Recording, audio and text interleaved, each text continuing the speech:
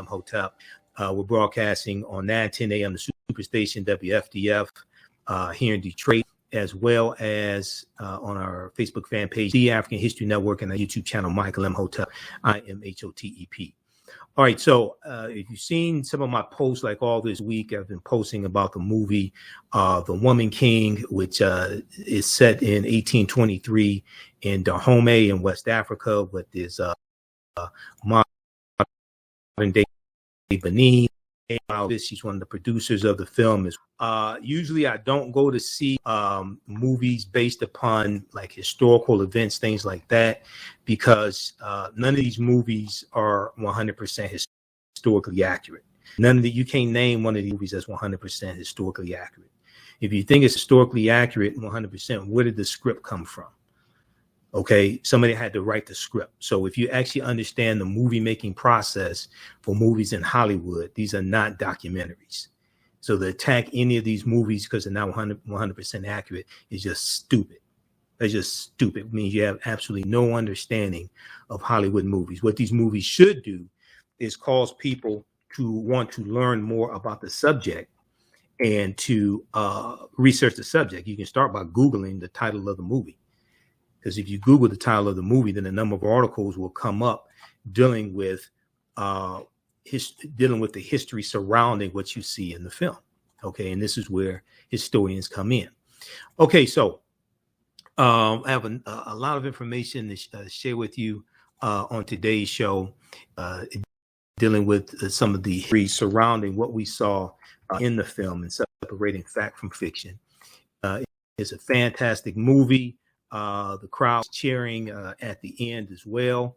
And to be quite honest with you, and I'm going to try hard not to give away like the movie, things like that. Okay. But anytime I can see Africans fighting against European enslavers, I'm there for that movie. Okay. Not too many movies are like that. Okay. Not too many movies are like that. And this is the first box office movie where you have the focus on the African female warriors of Dahomey, the Agoji, also called the Ahozi. I've talked about them before in my lectures dealing with the film Black Panther. Okay, because the Dora Milaje that we see in the film Black Panther, those African female guards, those African female warriors that we see in the film Black Panther, the Dora Milaje are based upon the Agoji, the African female warriors that we see in the film. Okay, so we're going to talk about the film The Woman King and separate some fact from fiction. I'll give you some additional resources on that also. And then I want to talk about there's a good segment from Democracy Now! Dealing with Jamaica, Antigua, and Barbuda may cut ties to British Monarch, and they call for reparations for slavery. So there's a continued call to deal with the legacy of slavery and colonialism that Great Britain has participated in. And this fallout has come after the death of Queen Elizabeth II on September 8th. Okay, and more calls continue for this, and we're seeing more stories being written about this as well. All right, so there was a really good segment on Democracy Now! A really good segment from Democracy Now! That dealt with this, so we want to talk about that also. Okay, I was on Roland Martin Unfiltered on Thursday instead of Friday. They called me on Thursday, asked me if I could come on Thursday. So I was on Thursday instead of Friday. So if you're looking for me on Friday, go back and watch Thursday's show. Okay, and there was a segment that we did dealing with the $105 million that's coming to Detroit to tear out I-375 freeway, okay, and to make it a boulevard. All right. And we know that I-375 freeway ran through Black Bottom in 1964, wiping out a lot of African-American homes. And then also I-75 goes through Paradise Valley, which is an adjacent community, which was a business district and entertainment district. Okay. So this is all part of the $1.2 trillion infrastructure bill. We talked about this on Roland Martin Unfiltered, and Reese Colbert was sitting in for Roland. So we're going to share that segment with you as well. Okay. And then we're going to be joined by Brother Nkosi, who is the founder of the African Math, AfricanMath.com. And we're going to learn more about African math and some of the history behind African math and its practical applications for African Americans today also. Okay, we'll talk about that as well. And we heard about Governor Ron DeSantis and Governor Greg Abbott, Ron DeSantis of Florida and Greg Abbott of Texas. We heard about them sending groups of migrants up to Washington, D.C., up to Martha's Vineyard, up to different cities up north, okay? And this is cruel and inhumane. They're lying to these people, telling them that jobs are waiting for you in a home and all different types of things like this are waiting for you, right? Well, there was a segment from MSNBC this week that dealt with reverse freedom rides. And this took place in 1962. There's been some articles written about this as well. Reverse freedom rides, where you had white supremacists who would bus African Americans and like civil rights activists, things like this. They would bus them up north and tell them that a job is waiting for you and a better way of life, etc. And that wasn't waiting for them. You know, the NAACP had to help out, things like this. This is cruel and inhumane. This is what these white supremacists are doing now. So we're going to talk a little bit about that. Reverse freedom rides. This is what white supremacists did in 1962, and this is what many of them are doing now, because they don't have any policies to run on that are going to make people's lives better. So they are trying to win votes by inflicting cruelty on people, and this ties into the fear of the browning of America as well. So we'll talk about that as well. Okay. Now, in the African History Network show, we focus on educating, empowering, and inspiring people of African descent throughout the diaspora and around the world. Because right knowledge corrects wrong behavior. What you do for yourself, what you do to yourself, and what you allow other people to do to you and get away with is based upon what you think about yourself. What you think about yourself is based upon what you have been taught about yourself. What you've been taught about yourself is based upon everything you've read, heard, and seen about yourself. So when you control the radius of a man or woman's thoughts, you control the circumference of his or her actions, because the mind can't do or teach what it doesn't know. All right, calling number is 313-778-7600. 313-778-7600 is the call-in number if you have a question or comment. We're broadcasting on our Facebook fan page, The African History Network, The African History Network, and our YouTube channel, Michael Imhotep, IMHOTEP, also. Okay, so I want to go to this first part, and I was trying to figure out really how I wanted to open today's show. But let's look at this here from this is dead.com. The Woman King rules with $19 million opening box office. Now, you had some people talking about absolutely no sense. 99 people talking about boycotting the movie, didn't see the movie. And I have 1 million followers on my Facebook fan page, The African History Network. I went through and looked at a ton of comments, probably comments the past few days. All the people who saw the movie had very good things to say about the movie. All the people who saw the movie had very good things to say about the movie. The only people who were criticizing the movie, people who didn't see the movie. That's why I said those people really need to be quiet and go see the movie. Okay, otherwise just stay quiet what you're talking about. But if we look at this article here from Deadline.com, The Woman Rules with $19 million opening after A+ cinema score.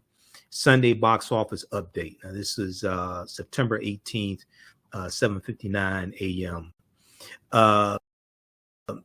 TriStar One's The Woman King higher than expected with a $19 million opening, boosted by lively word of mouth off an A+ cinema score and a massive 95% positive on ComScore, Screen Engine's post-track. Friday, including $1.75 million previews, came in at 6.8 million, while Saturday pulled in 7.15 million. We'll continue this on the other side of the break. Listen to the African History Network show. I'm Michael Imhotep. We'll be back in a few minutes. There's a good book called Fighting the Slave Trade by Sylvia Off. Trying to get the sister on the show. Okay, I emailed her a few years ago, and she was out of town when my show was in. Kanye West made this idiotic remarks about, and was out of the country at the time and couldn't come on the show. Emailed her yesterday, so I'm trying to get her on the show. Okay, so the movie did $19 million this week, despite calls, idiotic calls for a boycott of the film.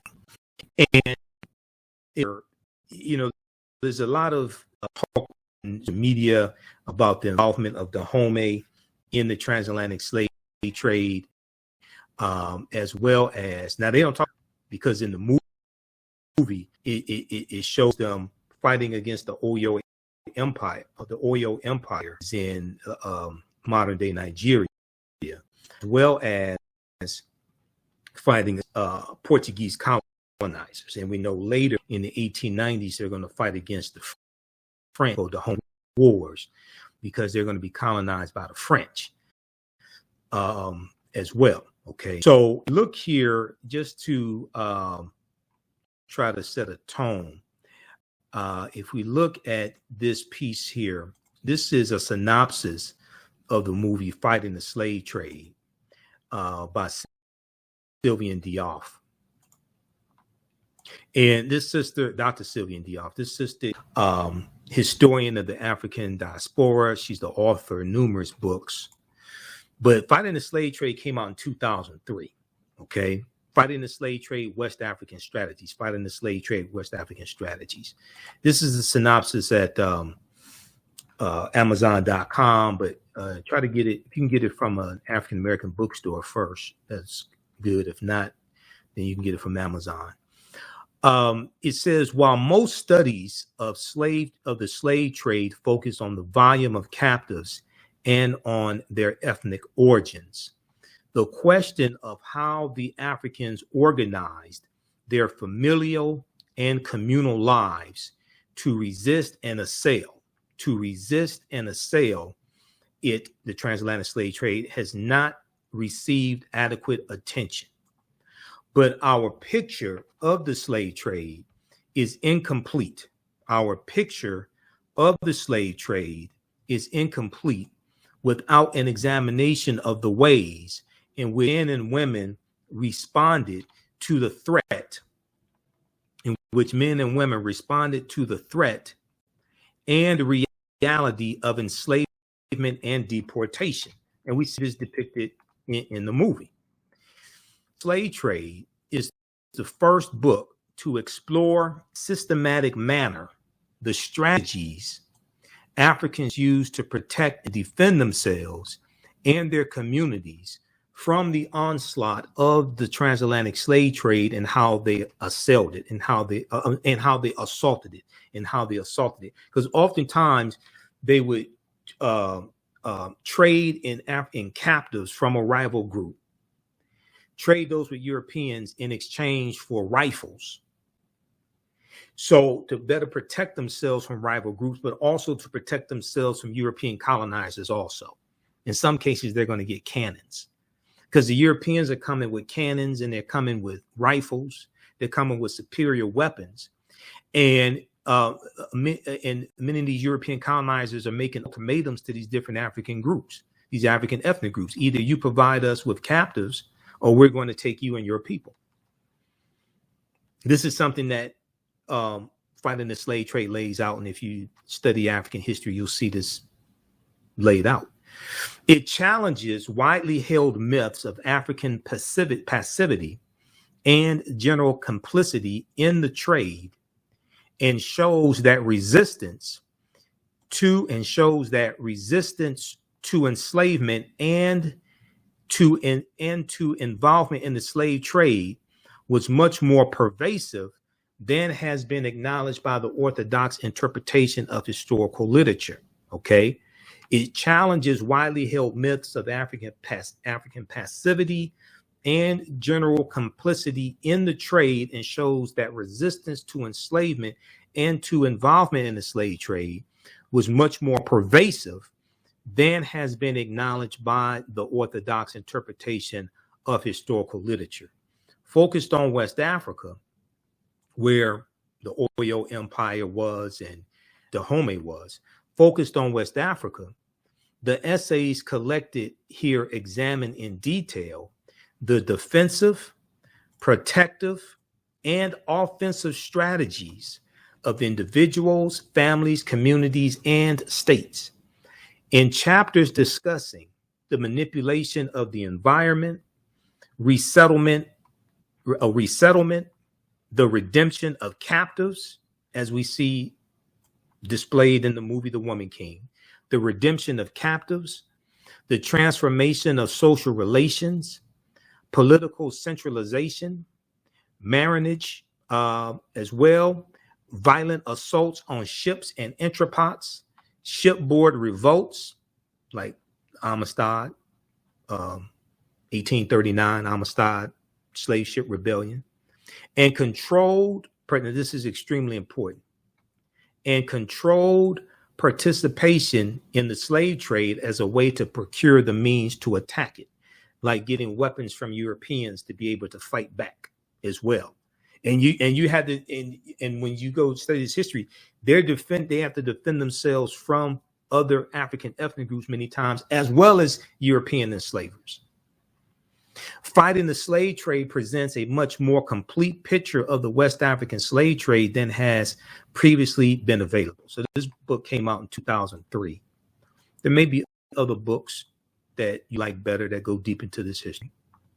I'm working to get the author on the show so we can get deeper into this history as well. I had a conversation with one of my teachers, Professor Kaba Hiawatha Kamene, today as well. We had a really good conversation. I was driving back from the movie, okay, and we're gonna try to get him on the show in the next couple of weeks as well to deal with some, like maybe some history surrounding this. He hasn't seen the movie, but maybe dealing with some history surrounding this topic also. Okay, now if we look here at this is what I want to do. Okay, we're coming up on a break. I want to go to this clip here. Viola Davis was on Good Morning America. We're going to clip one, Giovanni.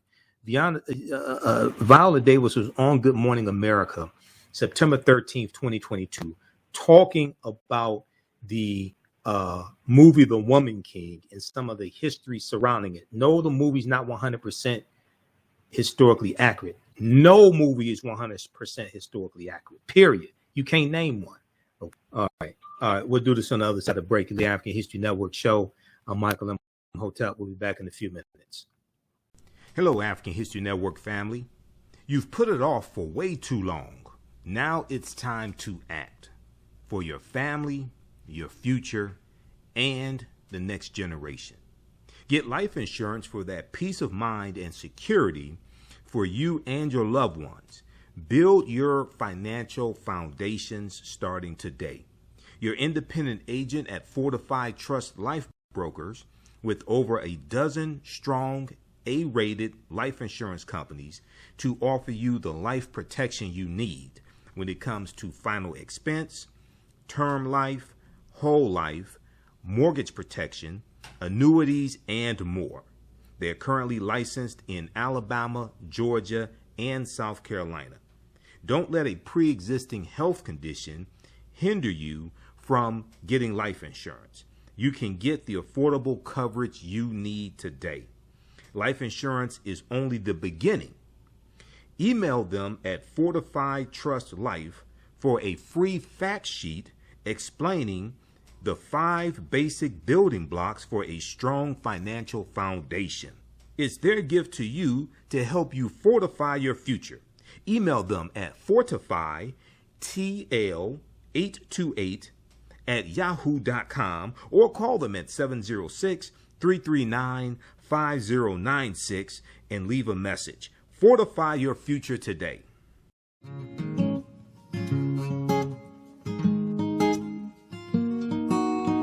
IDO Network International, in collaboration with STL Black Woman, DACA, and ACTA, present the Royal Pilgrimage to the Americas, August 24th through the 28th. The African kings and queens are coming to you for business, networking, and sharing of Pan-African ideals. The venue will be the illustrious En Garde Arts Hotel in St. Louis, Missouri. A royal cultural experience and exhibitions, trade and investment opportunities in Africa, the Caribbean, and the Americas. A Royal Pan-African Summit hosting keynote speakers, and a red carpet banquet. Come and witness an African royal coronation ceremony. Register at www.idonetwork.org to book your ticket to wine and dine with African royalty. Vendor opportunities available. Get face-to-face with the royals who own the land and resources for business. Contact DACA for deal room information at 602-730-4572.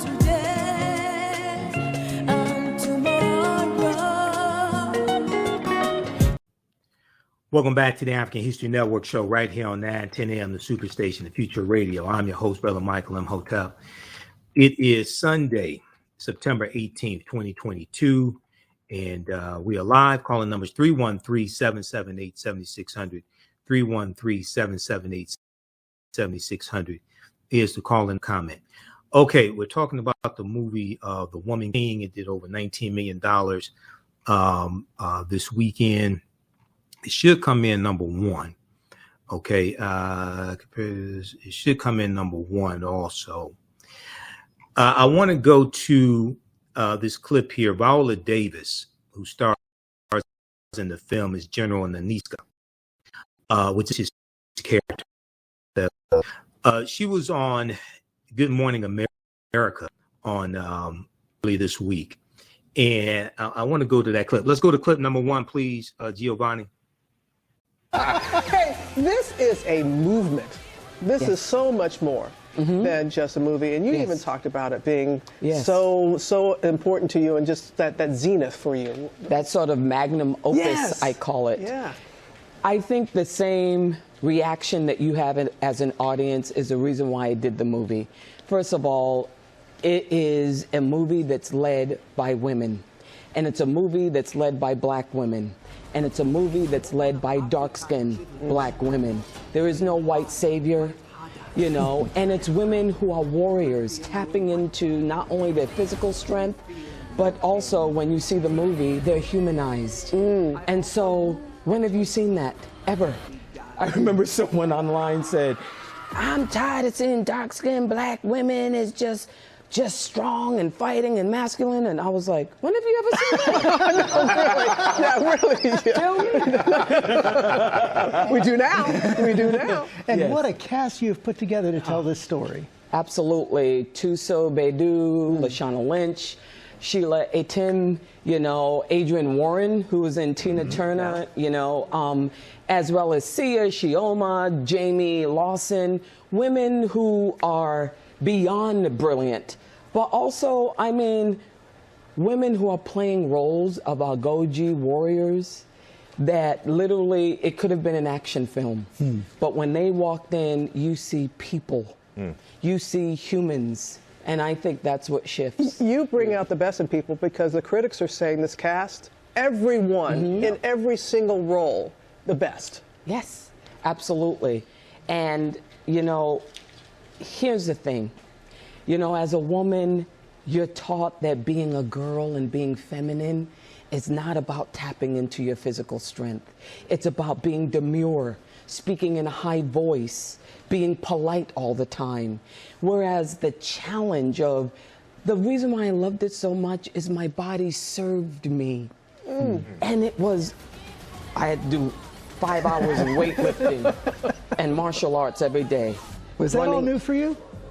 Wait, but you did have to do martial arts, you did weightlifting, you did sprinting, you did weapons training, but you also had to take a DNA test. DNA test, which I didn't want to see. I didn't want to see I'm lactose intolerant, I have a high rate of injury. I said I can't eat sugar.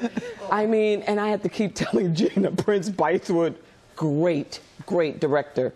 I had to keep calling her and say, Gina, listen to me now. You know I'm 56. You know if I get on that treadmill at 9.4, I lose oxygen. If I'm moving at 9.4, I could die of a heart attack, Gina. These girls are 30 years old. Gina, you got to do something else. You got to do something else, Gina. You're going to have a dead warrior here. And you're all superhero warriors on the big screen. But this is the actual all-female army. Tell us about this. It's a true thing.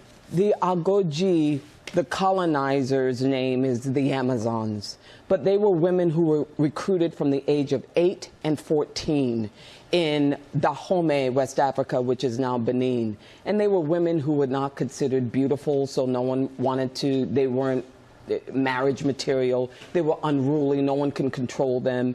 And so they were sort of sold into the kingdom as Agoji. They had to fight for their kingdom, all military unit. They could not have children, they could not get married, and they could not have sex. They had to train all day into the night, martial arts. They even had to literally walk over or crawl over acacia trees, which are just thorns, and show no pain whatsoever. But what's interesting is, as restrictive as that is, they took great pride in what they did. Because you know what? It made them matter. It gave them a purpose.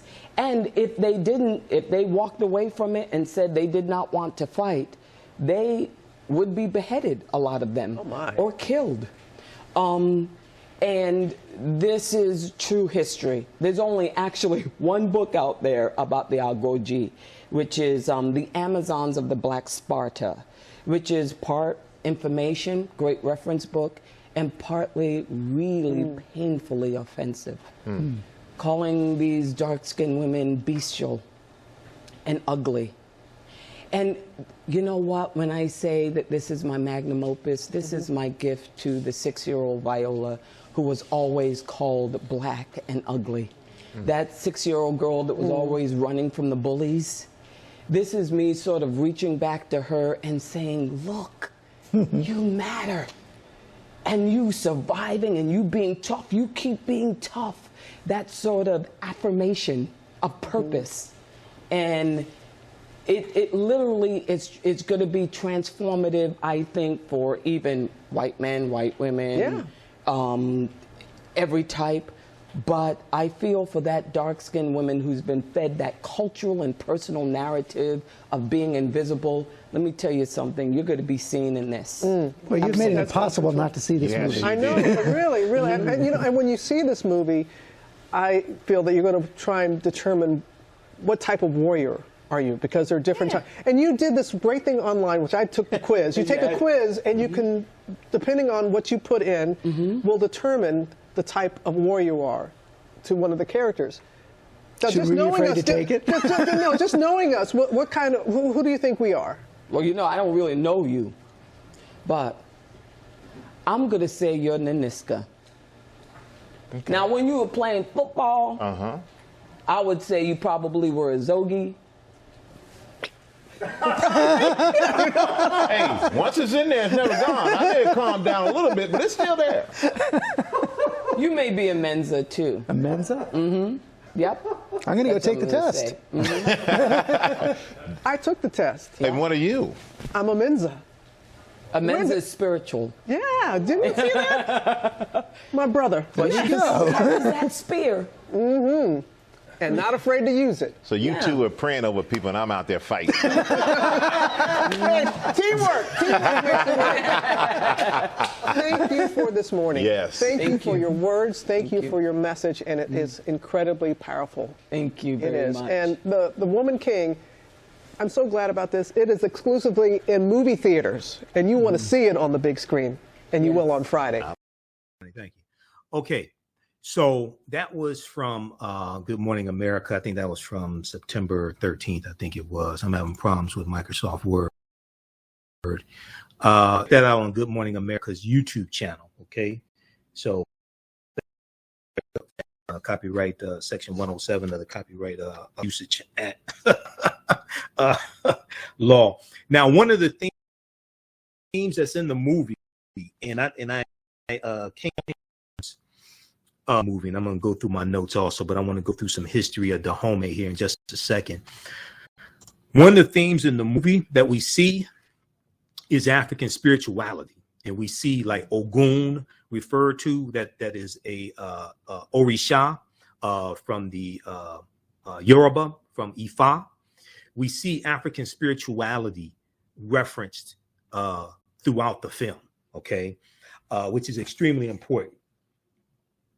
So when she talked about spirituality, we see this referenced in the film. Okay, now if we look here at a quick synopsis of the movie. Now this is at the website, thewomanking.movie, thewomanking.movie. Those watching on Facebook and YouTube, let me know if I'm coming through all right. I have to get Microsoft Word is giving me problems. I don't know what's wrong. I got to get rid of this laptop. This is the one that went down on me after like a year, and I had to send it in to Dell. Luckily, I had the 4-year. I bought the 4-year extended warranty on this thing. Otherwise, I would have been in trouble. If we look here at the website, thewomanking.movie, this is the official website for it. The Woman King is the remarkable story of the Agoji, the all-female unit of warriors who protected the African kingdom of Dahomey in the 1800s with skills and a fierceness unlike anything the world has ever seen. Inspired by true events, the Woman King follows the emotionally epic journey of General Naniska, played by Oscar winner Viola Davis. Now, General Naniska did not historically exist. There was a Agoji named Naniska.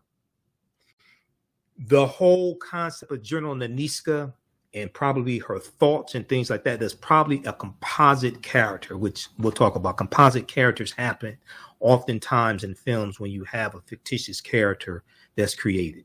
As she trains the next generation, the Woman King follows the emotionally epic journey of General Naniska as she trains the next generation of recruits and readies them for battle against an enemy determined to destroy their way of life. Some things are worth fighting for. It's directed by Gina Prince Bythewood, who is African American.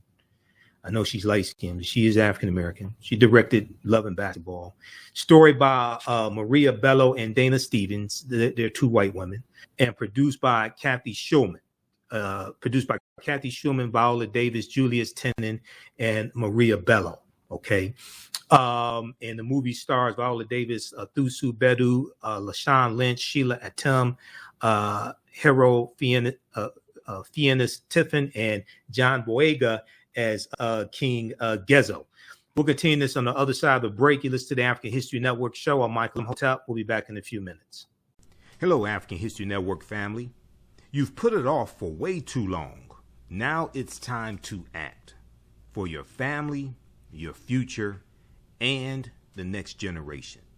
Get life insurance for that peace of mind and security for you and your loved ones.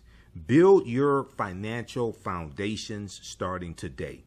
Your independent agent at Fortified Trust Life Brokers, with over a dozen strong A-rated life insurance companies to offer you the life protection you need when it comes to final expense, term life, whole life, mortgage protection, annuities, and more.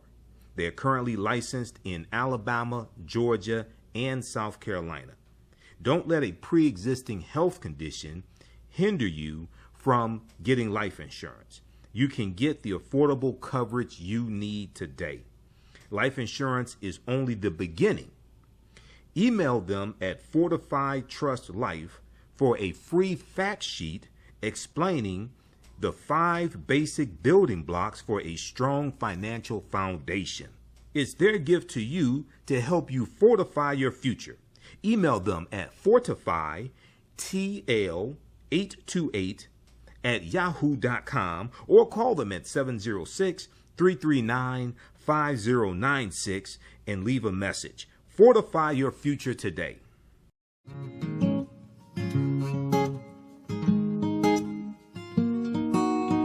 IDO Network International, in collaboration with STL Black Woman, DACA, and ACTA, present the Royal Pilgrimage to the Americas, August 24th through the 28th. The African kings and queens are coming to you for business, networking, and sharing of Pan-African ideals. The venue will be the illustrious En Garde Arts Hotel in St. Louis, Missouri. A royal cultural experience and exhibitions, trade and investment opportunities in Africa, the Caribbean, and the Americas. A Royal Pan-African Summit hosting keynote speakers and a red carpet banquet. Come and witness an African royal coronation ceremony. Register at www.idonetwork.org to book your ticket to wine and dine with African royalty. Vendor opportunities available. Get face-to-face with the royals who own the land and resources for business. Contact DACA for deal room information at 602-730-4572.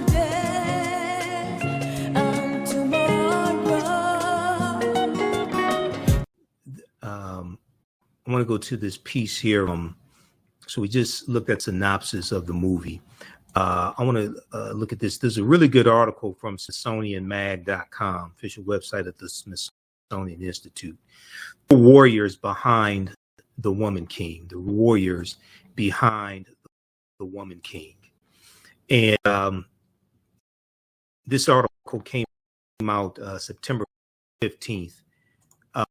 This article came out September 15th, 2022. Okay, September 15th, 2022. The name of the book is Fighting the Slave Trade, West Africa, by Sylvie Diouf. Sylviane, one N, Diouf. Fighting the Slave Trade. I'm working to get her on the show. Okay, so this is a really, really good article that helps to separate fact from fiction, dealing with what we see in the movie. And once again, none of these movies are 100% accurate. I notice you got people talking about boycotting these movies, things like this. They don't say that about the white movies that deal with history. Only movies that deal with African history, African American history. Those are the only ones that say. The movie Rosewood, okay, starring Ving Rhames, and the role that Ving Rhames played, the role of Man, okay, the former, I think it was a Civil War veteran. That's a fictitious character. Man did not historically exist. Man was probably a composite character, which is a compilation of different actions that different real people did, but man did not exist. Okay. When you look at the movie Panther, directed by Mario Van Peebles and Melvin Van Peebles, came out in 1995, about the Black Panther Party for self-defense. Okay, the main character, the character that Kadeem Hardison from A Different World played, Dwayne Wayne, that character doesn't exist. He's a fictitious character. And Melvin Van Peebles was interviewed, Mario Van Peebles, the son, was interviewed by Charlie Rose on PBS and explained why they did it that way. So composite character, because he said, if you you see what takes place through the eyes of this fictitious character, they take you throughout historical events, but you see what happens through the eyes of this fictitious character. And they'll study the different thought processes, different people from those different periods of time. And they'll take the ideas, the thoughts, things like this of different real life people and put it into a composite fictitious character. These are Hollywood movies. These are not documentaries. I'm in 7 documentaries. I know the difference between a documentary and a Hollywood movie. Hollywood movies are not documentaries. None of them are 100% accurate. You can't name one unless it is a movie. And because the question is, where does the script come from? How do they get the words to put into the mouths of the characters? Where does the script come from? The script is made up. And what they do is they go study the period. They read different books. They study the period. They bring in historical consultants on that period of time. And they formulate different characters based upon ideas at the time that represent that type of character. One of the historical consultants on the movie, The Woman King, his name is Leonard Ratchekon, Wantchekon. I don't know how to pronounce his name.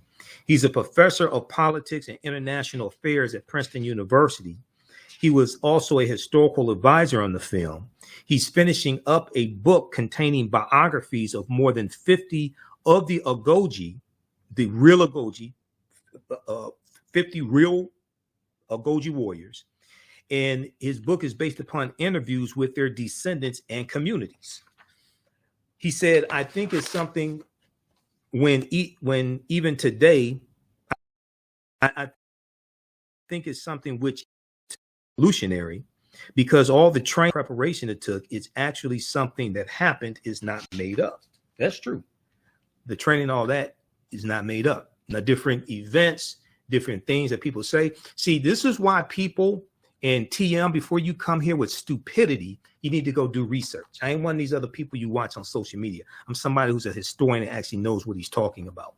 One of my teachers is Professor James Small, who's the historical consultant on the TV show Godfather of Harlem, which starts out in 1963 and it focuses on Malcolm X, Bumpy Johnson, and Adam Clayton Powell in Harlem. When you look at the credits, you see Professor James Small. He's one of my teachers. We've had him here on the show numerous times. So you need to know what you're talking about, TM. You don't want me to show you a comment here and make you look stupid. Now, if we look at this article here, The Real Warriors Behind the Woman King, a new film stars Viola Davis as the leader of the Agoji, also known as the Ahozi or the Mino, okay, the king's wives. The all-women army of the African kingdom of Dahomey. This is written by Milan Sawley, associate editor, history for Smithsonian Smithsonian Institute. So it starts out at its height in the 1840s. The West African kingdom of Dahomey boasted an army so fierce that its enemies spoke of its prodigious bravery. The 6,000 strong, in their estimates at its height between 6,000 to 5,000. It starts out at about 600. The first written information about the Agoji is around 1729, but they're going to grow to their height of between 6,000 to 15,000 warriors, depending upon which sources you look at. Boasted an army so fierce that its enemies spoke of its prodigious bravery. The 6,000 strong force, known as the Agoji, raided villages under cover of darkness, took captives and slashed off resistors' heads to return to their king as trophies of war. Through these actions, the Agoji established Dahomey's preeminence over neighboring kingdoms and became known by European visitors as Amazons due to their similarities to the warrior women of Greek mythology. Okay, now The Woman King, a new movie starring Viola Davis. Let's see how large we can blow this up. Okay, The Woman King, starring a new movie starring Viola Davis as a fictionalized leader of the Agoji. And oftentimes when you see different movies, Hollywood movies, because these are not documentaries, they'll have fictitious characters that are composite characters. And Naniska is a real Agoji warrior, but it is not. She wasn't a general, okay, and it appears that Viola Davis's character was not based upon the real, generally speaking, the real Nanisca, because Nanisca was not a general. Fictionalized leader of the Goji tells the story of this all-woman fighting force, directed by Gina Prince Bythewood, who is African-American. The film takes place as conflict engulfs the region, and the specter of European colonization looms ominously. It represents the first time that the American film industry has dramatized the compelling story. We'll continue this on the other side of the break and separate fact from fiction. You listen to the African History Network show. I'm Michael Imhotep. We'll be back in a few minutes. Reparations' fourth annual Black Cooperative Solidarity Conference 2022 is taking place Saturday, October 8th, 2022. They welcome you to the Black Solidarity Co-op Conference hosted by Repaired Nations. They are excited to offer their virtual conference on cooperative action in the African diaspora community. Their theme this year is I versus We, Repairing a Nation. I versus We, Repairing a Nation. Working toward that goal, they've put together a stimulating day of workshops on Saturday, October 8th, 2022, taking place 10 a.m. to 4 p.m. Pacific Standard Time. They're offering virtual classes around building cooperatives, funding resources, land sovereignty, and travel around the African diaspora. They are looking to offer popular education in the following areas: how to work collaboratively, Black identity, finances, and how to fund your cooperative, Black independent spaces, Black greatness, collective versus individualistic mindset. This is an all virtual session taking place Saturday, October 8th, 2022. Suggested donation is between $5 to $20. Donation encouraged but not required. Join them as they help to shift the paradigm toward a more cooperative consciousness on the planet. See, lessons are consequence. Catch it all right here on 910 AM Superstation, WFDF Farmington Hills, Detroit. 910 AM Superstation, a division of Adele Media. The views and opinions expressed on any program are those of the producers and appearing on the program and do not necessarily reflect the views and opinions of 910 AM Superstation or Adele Media. Welcome back to the African History Network show right here on 910 AM, the Superstation, the Future Radio. Okay, as I was explaining during the break, the movie Malcolm X, that movie wasn't 100% historically accurate. You had some people that talked about that some then, but they, generally speaking, people didn't just trash the movie. I don't remember anybody saying, oh, we need to boycott the movie. Now, you didn't have social media like you have it today. That movie came out in 92. That was before Google even was invented. Google wasn't created till 1995. And YouTube wasn't created till 2005. But the character of Brother Baines in the movie Malcolm X, Brother Baines didn't even exist. Brother Baines was a composite character. This is commonplace in Hollywood movies. When you deal with like historical events and historical people, Brother Baines didn't exist. Brother Baines is a composite of John Bembry. John Bembry, Bembry, was the older African-American prisoner who encouraged Malcolm Little, okay, who becomes Malcolm X, encouraged him to study and educate himself and to read while he's in prison. This was before Malcolm was exposed to the Nation of Islam and the teachings of the Honorable Elijah Muhammad by his siblings. That's John Bembry.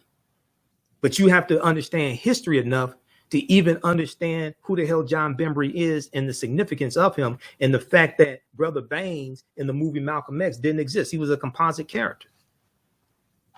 So there's a lot of composite characters in these movies that people watch that deal with history. They don't know enough about history to understand that what they're seeing isn't real.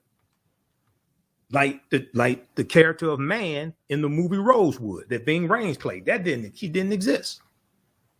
Okay, let's go back to this article here from SmithsonianMag.com. Deals with the real women warriors of Dahomey. Okay, so as the Hollywood Reporter's Rebecca Keegan writes, the Woman King is the product of 1,000 battles. And they had a good article dealing with what they went through to make this movie. Okay, how hard it was to get this movie made, how this is not the type of movie Hollywood wants to make. It's not. I know you got people, all these dumbass conspiracy theorists out there. This is a plot, this is an agenda. Sit your monkey ass down with that nonsense. You have no idea how hard it was to get this movie made. When you got you have black, dark-skinned black women killing white colonizers, and you think this is a movie Hollywood wanted to make? You smoking crack. The Woman King is the product of 1,000 battles fought by Davis and Gina Prince Bythewood, both of whom have spoken out about the obstacles the production team faced when pitching a historical epic centered on strong black women. Now, some people are scared of strong black women. Some men are scared of strong black women because they're afraid they're gonna whoop their ass. That's why. Okay, some people are afraid of strong black women. You got some white people afraid of strong black women. Okay, I'm not afraid of that because we have African female warriors throughout our history. Quote, the part of the movie that we love is also the part of the movie that is terrifying Hollywood. The part of the movie that we love is also the part of the movie that is terrifying to Hollywood, which is it's different, it's new. Viola Davis tells Keegan in the Hollywood Reporter article. We don't always want different or new, unless you have a big star attached, a big male star. Hollywood studios like it when women are pretty and blonde, or close to pretty and blonde. All of these women are dark. And they're beating men. So there you go. They're beating white men too and killing them too. Just so y'all know, maybe that's an added incentive for some people that want to see that. Anytime I can see Africans fighting against colonizers and enslavers, oh, I'm there. From the origins of the Agoge to Dahomey's eventual fate, here's what you need to know about the true history behind the Woman King ahead of its arrival in theaters on September 16th. Now, is this Woman King based on a true story? I would say it's loosely based. There's extensive dramatic license, which a lot of movies have. A lot of movies have extensive dramatic license. This is why normally I don't go see a lot of historically based films, okay? This is why I don't go see a lot of historically based films. Now, I don't say don't make it, things like this. I say we need to deal with the real history. We need to deal with the real history of these behind the movies. And this is the conversation I had with one of my teachers, Professor Kabahai, Walter Kamene today. I said, we have to teach, this is the role of historians. We have to teach the real history behind this, expose this to people. Say, this is what you saw in the film, okay? This is what's true in the film. This is what's false in the film. You don't have to attack the film. You don't have to degrade it, things like this. Say, okay, this was the movie. This was Hollywood. Now, here's the real history. Here's what we learned from this, okay? Now, somebody who's very special to me just sent me a text message. She asked a question. Why are some black men being cold or indifferent to this movie? Because some black men are cold and indifferent to black women. Unfortunately, now what I say may go outside the circumference of some people's awareness. And if you may disagree with it or not, don't like it, but I can prove it. Unfortunately, oftentimes we deal with white male patriarchy dressed up in a red, black, and green dashiki. Oftentimes we deal with white male patriarchy because we've all been internalized by white supremacy to various degrees. And we take that, those white supremacy ideologies, we take it into the church, we take it into our civil rights organizations, we take it into some of us take it into the different communities, the conscious community, what have you, to varying degrees. It's not everybody. It's not everybody. Some people can change. They talk to sisters and see another perspective and change their ways. Some people don't. But a lot of that's what you're dealing with, okay? And we have to understand that and see ourselves as equals, as opposed to seeing African women as people to be subjugated, okay? People to be oppressed.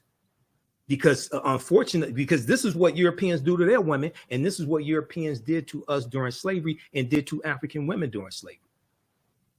Okay, so we have to understand that. A lot of times we take that programming. Okay, a lot of times we take that programming into our different organizations, into our different movements. And to be quite honest with you, this was a problem with the modern day civil rights movement. Dr. King was a sexist. Dr. King was a sexist. Now Dr. King was a revolutionary.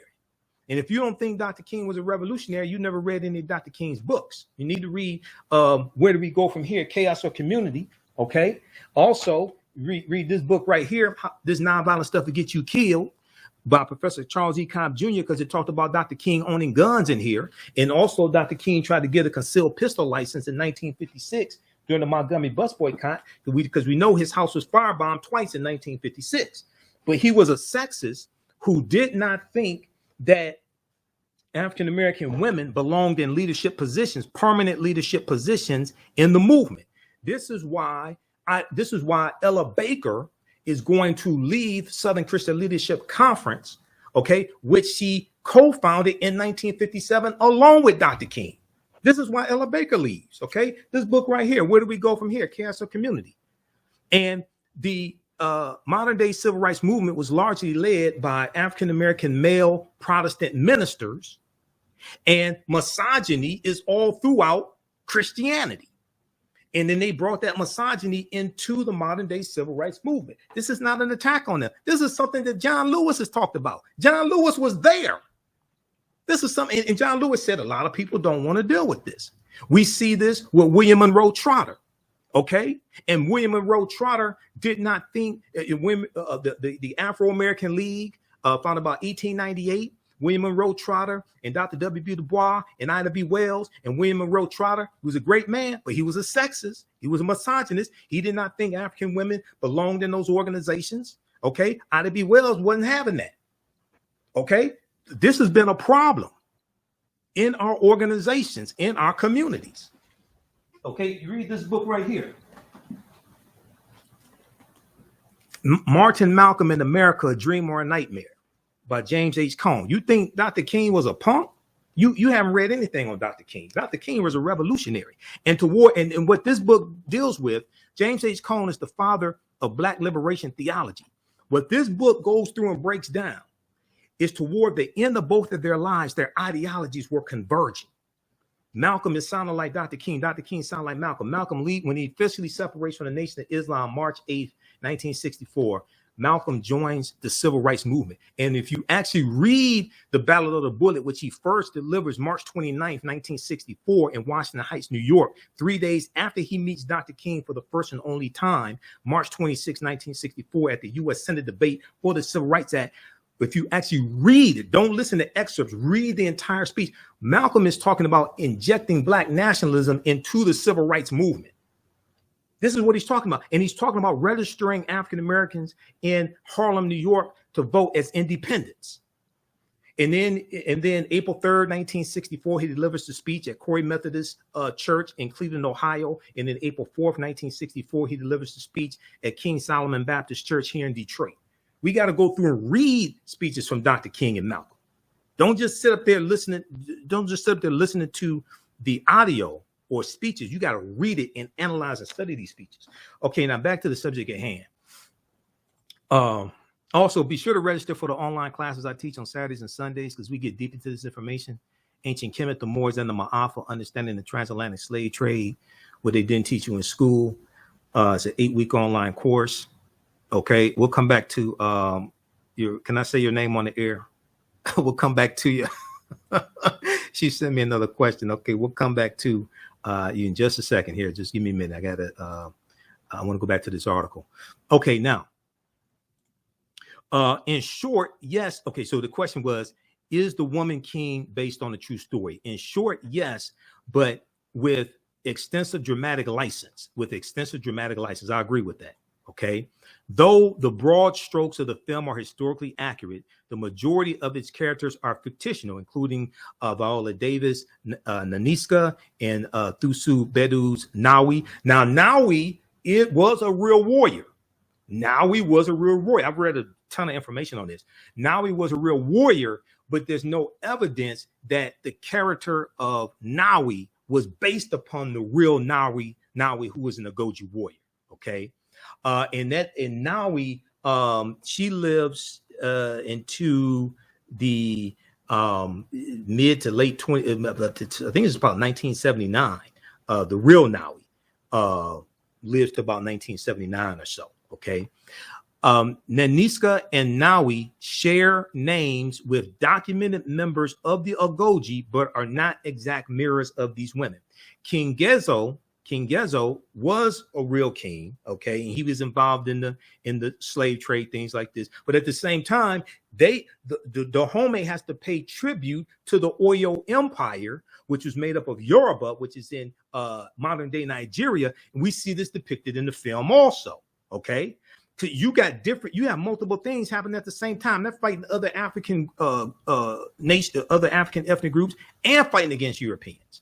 King Gezo, played by John Boyega, is the exception, according to Lynn Ellsworth Larson, an architectural historian who studies gender dynamics in Dahomey.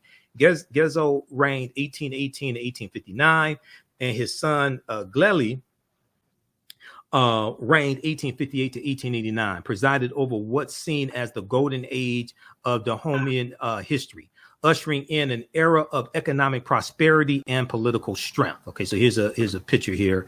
John Boyega did a good job. At the end of the movie, now King Gezo probably didn't say this, but one of the things that movies do, they don't just deal with history, but they also relate to today and inspire you to today. And one of the things that he said toward the end of the movie, he probably didn't say this in real life, is that African people have to unite and stop fighting against one another. I totally agree with that. He probably didn't say it in real life, but that doesn't mean they shouldn't say it in the movie, because that inspires you and causes you to think today. We'll continue this on the other side of the break. Listen to the African History Network show. I'm Michael Imhotep. We'll be back in a few minutes. Repair Nation's 4th annual Black Cooperative Solidarity Conference 2022 is taking place Saturday, October 8th, 2022. They welcome you to the Black Solidarity Co-op Conference hosted by Repair Nations. They are excited to offer their virtual conference on cooperative action in the African diaspora community. Their theme this year is I versus We, Repairing a Nation. I versus We, Repairing a Nation. Working toward that goal, they've put together a stimulating day of workshops on Saturday, October 8th, 2022, taking place 10 a.m. to 4 p.m. Pacific Standard Time. They're offering virtual classes around building cooperatives, funding resources, land sovereignty, and travel around the African diaspora. They are looking to offer popular education in the following areas: how to work collaboratively, Black identity, finances, and how to fund your cooperative, Black independent spaces, Black greatness, collective versus individualistic mindset. This is an all virtual session taking place Saturday, October 8th, 2022. Suggested donation is between $5 to $20. Donation encouraged but not required. Join them as they help to shift the paradigm toward a more cooperative consciousness on the planet. Hello, African History Network family. You've put it off for way too long. Now it's time to act for your family, your future, and the next generation. Get life insurance for that peace of mind and security for you and your loved ones. Build your financial foundations starting today. Your independent agent at Fortified Trust Life Brokers, with over a dozen strong A-rated life insurance companies to offer you the life protection you need. when it comes to final expense, term life, whole life, mortgage protection, annuities, and more. They're currently licensed in Alabama, Georgia, and South Carolina.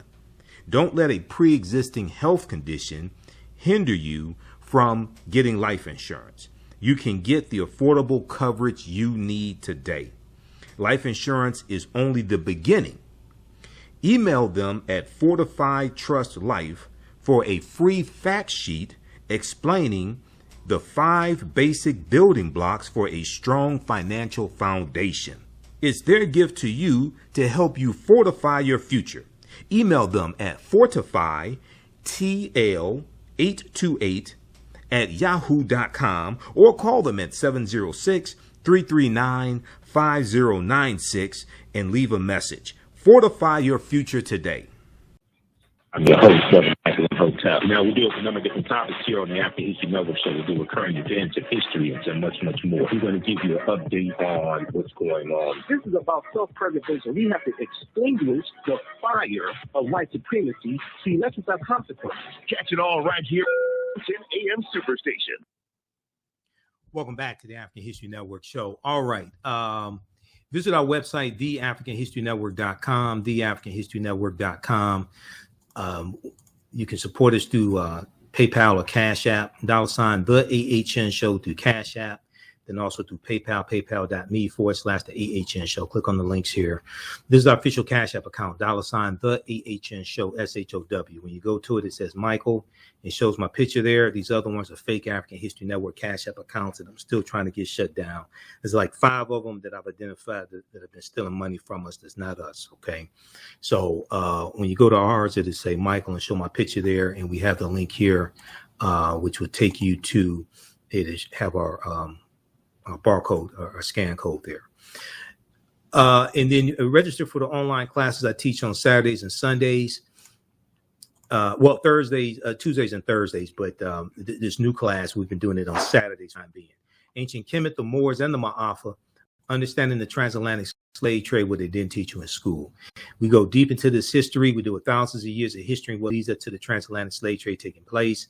We do this on Saturdays, 2 p.m. to 4 p.m. Eastern Standard Time. This class is September 24th. Class number 2 is this past Saturday. As soon as you register, it's archived, and you can watch the class. So we do the sessions live. All the sessions are archived and recorded. You can go back and watch them anytime.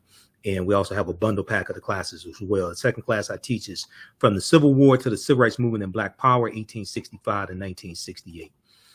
Okay, I want to go back to this. Then we'll go to our guest, Brother Nkosi from African Math. If we go back to this really good article here from SmithsonianMag.com dealing with the real women warriors of Dahomey. Now, the movie The Woman King opens in 1823 as a war with a successful raid by the Ogoji, who freed captives bound for enslavement from the clutches of the Oyo Empire, a powerful Yoruba state in what is now southwestern Nigeria, because they had to pay tribute to the Oyo Empire, okay? And they would pay tribute oftentimes in captives. Dahomey has long paid tribute to Oyo, but is beginning to assert itself under the leadership of King Gezo and General Naniska. A parallel plot line finds Naniska, who disapproves of the slave trade after experiencing its horrors, personally urging Gezo to end Dahomey's close relationship with Portuguese slave traders and shift to production of palm oils as the kingdom's main export. The real Gezo did, in fact, successfully free Dahomey from its tributary status in 1823 with the Oyo Empire, but the kingdom's involvement in the slave trade does not align as neatly with the historical record. As historian Robin Law notes, Dahomey emerged as a key player in the trafficking of West Africans between the 1680s and early 1700s, selling captives to European traders whose presence and demand fueled the industry, whose presence and demand for Africans fueled the industry, and in turn, the monumental scale of Dahomey's warfare. Though the majority of the individuals taken prisoner by Dahomey were enslaved abroad, a not insignificant number remained in the kingdom, where they served on royal farms, in the army, or at the palace. In truth, King Gezo only agreed to end Dahomey's participation in the slave trade in 1852 after years of pressure by the British government, which had abolished slavery for not wholly altruistic reasons in its own colonies in 1833, 1834. And what happened was, now it's important for people to understand, they didn't, yes, you have British abolitionists, but Britain abolishes the international transatlantic slave trade in 1807, just like the U.S. did as well. Okay, and I teach about this in my online class. If you look here at this article here there are numerous articles that deal with this. This is one from Politico.com, and we just talked about this past weekend class. Congress votes to ban slave importation March 2nd, 1807. Okay. This goes with Article 1, Section 9, Clause 1 of the U.S. Constitution. The U.S. Congress abolished the international transatlantic slave trade, which means bringing Africans into the country to enslave them. Now, it was still legal to have slavery within the United States, because this is after the American Revolutionary War, so these are states, not colonies. It's still legal to have it. A lot of the northern states have abolished slavery by now. Some still have to do it, like New York, but Massachusetts and Connecticut and things like this, some have already abolished it. The U.S. is still going to bring Africans in. You're going to have slave traders who still do this. This becomes illegal. You're going to have U.S. naval ships out on the seas looking for slave ships, so that they could take that cargo, take those Africans, arrest the crew.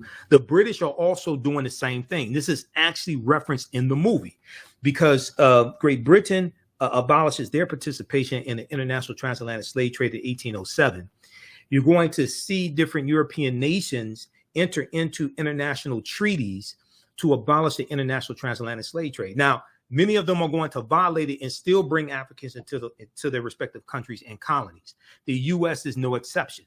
This is how you get the Clotilda in 1860, and and then the Amistad, the U.S. Supreme Court case of the Amistad, the United States versus Amistad, 1841. We know those were Portuguese slave catch. Those were Portuguese slavers, but the ship ends up in U.S. waters and it gets captured. This and Joseph Q, those other Africans, they go to court, and the case ends up going to the U.S. Supreme Court, and they win their freedom in the U.S. Supreme Court. In the U.S. The case is you can read about it at archives.gov, which is the U.S. National Archives, archives.gov. They have some of the original court documents there. The United States Supreme Court ruled that it was illegal for those Africans to be captured, number one, because it violated international law. Number two, they ruled that it was illegal for those Africans to be brought into the country because the international transatlantic slave trade had been abolished in 1807, and that went into effect January 1st, 1808. And they won their freedom in the U.S. Supreme Court. They ended up being sent back to Africa. Now, it was abolitionists. The court didn't award them money to go back to Africa. It was abolitionists who had to raise money to send them back to Sierra Leone. Okay. But they won their freedom in court. Now the reason why the U.S. abolishes the international transatlantic slave trade in 1808 is based upon Article 1, Section 9, Clause 1 of the U.S. Constitution, which helps to lay a legal foundation for reparations in this country, because all of the Africans who were brought into this country from January 1st, 1808 to about July of 1860, when the Clotilda comes into Alabama, all that was illegal based upon federal law. So now you have a legal argument. Just saying that we worked for free for 246 years is not a legal argument, because what law are you citing the slaves were supposed to be paid? Was it a law in a colony? Which colony? Was it a law in a state? Which state? Just because there's one state doesn't mean it applies to the other states. You have different individual state governments. Was it federal law? What federal law are you citing? But understanding law and that the judicial branch of the federal government interprets law from the legislative branch of the federal government, then if we ever do get reparations, guess what? If it goes to court and it's not on sound legal foundation, guess what? It's going to be struck down like Roe versus Wade. And this is something that the cut the check people, a lot of them are not thinking about, maybe a few of them. That's why we have to understand history and law to make legal arguments for reparations. That's based upon Article 1, Section 9, Clause 1 of the U.S. Constitution. We'll pull that up on the other side of the break because I deal with this in the class as well. Okay, I want to go to, we're coming up on a break here. We're going to continue this after this interview here. I'm going to do with Brother Nkosi. Thanks for holding Brother Nkosi as well. We're going to be on right here. Brother Nkosi is, I met at the Liberated Minds Black Homeschooling Education Expo a few years ago. And he gave me a ride back to the hotel. Got to go get my DVDs and things like that. And this brother has some fantastic information dealing with African math. Now, African math is an ancient mathematics system which thrived throughout the entire continent of Africa during the prehistoric era, but unfortunately fell out of common use due to upheavals caused by the Great Maafa Kiswahili term, which refers to our Holocaust, the transatlantic slave trade. This once lost ancient African indigenous knowledge system has been revived and is being reintroduced as a modern math program, thanks to 10 years of research and development by an independent researcher who has organized this African intellectual treasure into a practical curriculum. And when I met him at the Liberated Minds Black Homeschooling Education Expo in Atlanta, he had a vendor booth and he was educating people on African math. Kumi African Abacus Numeracy Game Book #1 is the first of a growing series of African math activity books available at Amazon.com with easy to follow along book. It's an easy to follow along book with tutorials which can be found on the African Math YouTube channel. When we come back from the break, we're going to speak with Brother Nkosi. Listen to the African History Network show. I'm Michael Imhotep. We'll be back in a few minutes. On the African History Network show, we do current events and history and much, much more. We're going to give you an update on what's going on. This is about self-preservation. We have to extinguish the fire of white supremacy. See, let's just have consequences. Catch it all right here on 910 AM Super. Welcome back to the African History Network show. All right. On the line, we have Brother Nkosi with African Math, AfricanMath.com. And right before the break, I was giving you a brief synopsis of African math. This is a brother who I met at the Liberated Minds Black Homeschooling Education Expo some years ago, because first time I went was like 10 years ago. It was taking place in Atlanta, but now it's virtual. So we just had a conference in June. I think it was June, and I was one of the presenters there in June. But welcome to the African History Network show, Brother Nkosi. How you doing today, brother? Thank you, brother Mike. I really appreciate this opportunity. Oh, no problem, brother. Okay, so give us some more information. I gave a brief synopsis of African math, and once again, people can purchase the books at Amazon.com. Kumi African Abacus Numeracy Game Book, and we'll get that information up on the screen also. But give us some more information on African math. Well, African math, to, of course, prehistoric times. It is a combination of very advanced math systems that can be traced back to Southern Africa, East Africa, West Africa, Northern Africa. Even the Olmec Empire here in America seemed to have certain roots in African math, because when I did the research and started following the breadcrumbs, I noticed that Africans have a very diverse number of spoken languages. Mm-hmm. And then as I did the research, I realized that the same way we have a very diverse number of spoken languages, we also have a very diverse method of mathematical languages. Okay. So when I started following the breadcrumbs, even when I went to South Africa, it's just amazing how even the counting systems and Africa tie into those mathematical languages. Okay. So is there now, do people have to learn an African language to do African math? If so, which African language would maybe be the primary one? Oh man, that's a very good question. So no, you don't have to learn an African language. What you have to learn is the counting structure embedded within African languages. So when I follow the breadcrumbs back, and I don't want to get too much into the math because it can be but the math is very sophisticated. But right. If you look at the counting languages in Africa, ancient African ancestors, they embedded algorithms into the counting systems. So if you go to South Africa, there's counting systems, very advanced algorithms. Like instead of when you get to 8, there's an algorithm that says 10 take away 2 equals 8, and 10 take away 1 is how you would say 9. Right. And that's very important because when you use the African abacus, which is a tremendous finding in and of itself, those algorithms give you instruction on how to do your mathematical process.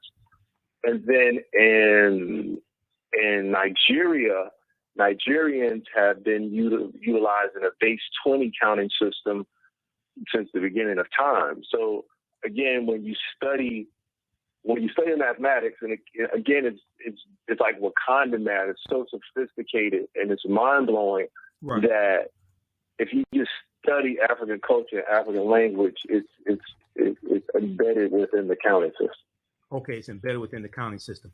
Okay, now explain. Now up on the screen, I'm on your website, and we're looking at Kumi Playbook number 1, African Abacus Numeracy game ages, 2+. Is that 2 year? Is that 2 years old and up, or what's 2+ mean? Yeah, it's like age 2 and up. Okay, age 2 and up. Now, okay, the thing, go ahead.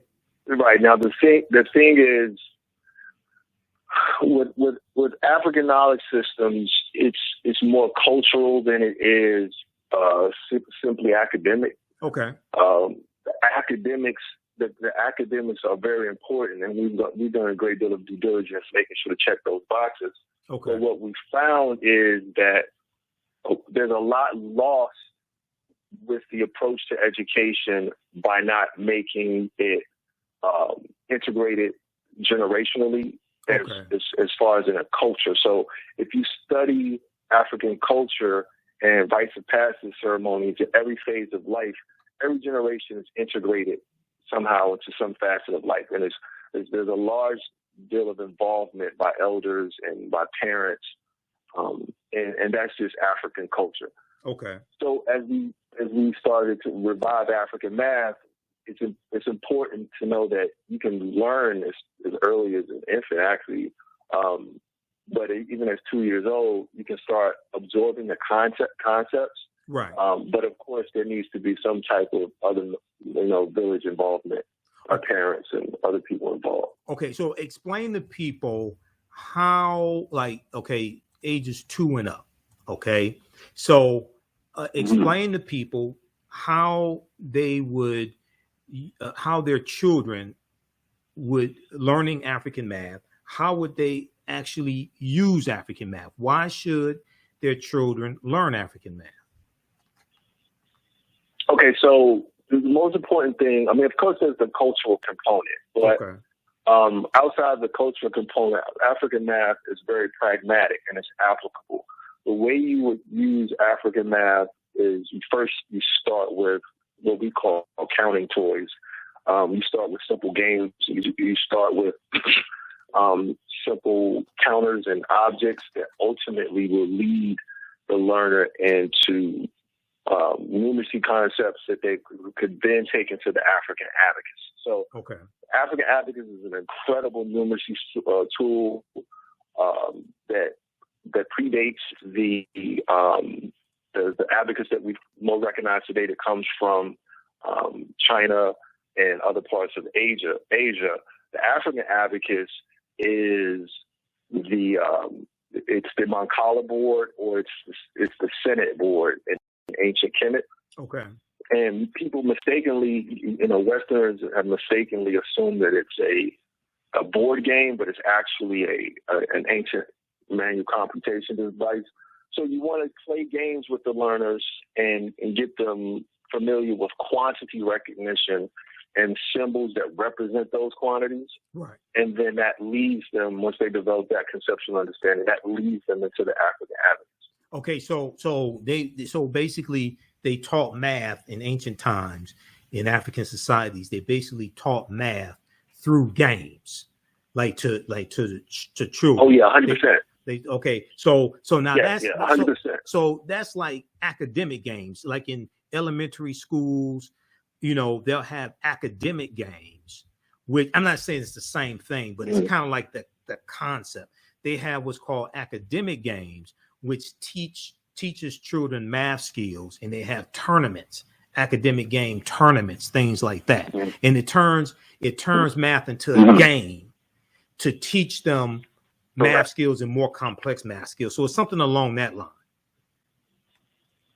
Correct. And like if you go online and you just look up traditional African games or African traditional games, that you'll find the foundation of double dutch goes to Africa. There's a game called the Keto in South Africa where you throw a stone up in the air and you move stones and then you catch the stone that you threw up in the air. What's the name of that game again? Foundation of what's the name of the game that the Keto, Diketo. Okay. That's the foundation of the game. That you remember the ball? You remember jacks where you have the ball and right. That's from Africa. That's a game called the Keto, Diketo. That's commonly played in South Africa. And then that game again gives you incredible hand-eye coordination, but it also gives you the complements of whatever numeracy system you're building. So it depends on what quantity you play, but that's the root of that game. So our ancestors had a curriculum approach that was very organic and cultural, rooted in play, so that approach transition learning seamlessly into more advanced mathematical concepts. So if you go look at our video on our YouTube channel on African Abacus, you can get a little insight onto how things that were perceived solely as games are actually very advanced and sophisticated numeracy devices that you learn culturally. So the classroom concept of learning, which grew out of the West, grew from an environment of a classroom environment because Africans had already built the learning institutions that they came to be a part of. Right. So and using the math system that's dated back to ancient Africa. So it's a different concept. It's a different culture. Like I grew up with hip hop, and again, that was a culture that was rooted in play and having fun, at least originally back in the 70s and 80s. And then prior to that, if you look at just the cultural contributions that came through rock and roll, it was or came through jazz, or they came through Lindy Hop and tap dancing, and just a myriad of different cultural contributions that came out of our community. It was organic, and it was deeply rooted in fun and play. Okay, so that's what African math is. Quickly, give people the website address because we're running out of time here. Give people the website address, how they can learn more, and how they can order the books. Okay, well, this is a very good question. First, just go to AfricanMath.com, Okay. AfricanMath.com. Go to the upper right-hand corner and click login. Okay. And then it'll give you an option at the bottom middle to join. To join now. Okay. And if you just join our mailing list and subscription, that would be a good way for us to keep in contact with you, keep you abreast of what's going on. Okay. And we're also teaching a class right now, Liberated Minds. So just go to our website and we'll send you that information All out. right. AfricanMath.com. When you join. Yeah, and then also click on books because you can order the books there at the top of the page. All right, Brother Cozy, we're going to have you back. Thanks for coming on tonight, man. Take care, brother, okay? All right. Peace. Thank you, Mike. All right, peace. All right, everybody, we'll be back in a few minutes. Listen to the African History Network show. We're going to continue our discussion dealing with the movie The Woman King, and we're going to answer some of your questions. We'll be back in a few minutes. Stand by. Repaired Nations' 4th Annual Black Cooperative Solidarity Conference 2022 is taking place Saturday, October 8th, 2022. They welcome you to the Black Solidarity Co-op Conference hosted by Repaired Nations. They are excited to offer their virtual conference on cooperative action in the African diaspora community. Their theme this year is I versus We, Repairing a Nation. I versus We, Repairing a Nation. Working toward that goal, they've put together a stimulating day of workshops on Saturday, October 8th, 2022, taking place 10 a.m. to 4 p.m. Pacific Standard Time. They're offering virtual classes around building cooperatives, funding resources, land sovereignty, and travel around the African diaspora. They are looking to offer popular education in the following areas: how to work collaboratively, Black identity, finances, and how to fund your cooperative, Black independent spaces, Black greatness, collective versus individualistic mindset. This is an all virtual session taking place Saturday, October 8th, 2022. Suggested donation is between $5 to $20. Donation encouraged but not required. Join them as they help to shift the paradigm toward a more cooperative consciousness on the planet. Welcome back to the History Network show. All right. Right before the break, before the interview I just did, we were talking about the movie The Woman King. I was looking up some information here, Article 1, Section 9, Clause 1 of the U.S. Constitution. So you can look at this at congress.gov, okay? This is what abolished the U.S. participation in the international transatlantic slave trade. Let me flip over to this also.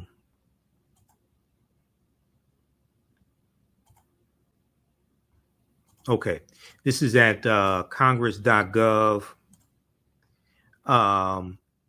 Article 1, Section 9, Clause 1, restrictions on the slave trade, restrictions on the slave trade. A lot of people don't know that the U.S. Constitution lays the foundation for a legal argument for reparations. Reason why we don't understand this is because most of us don't understand history or law. This is problematic.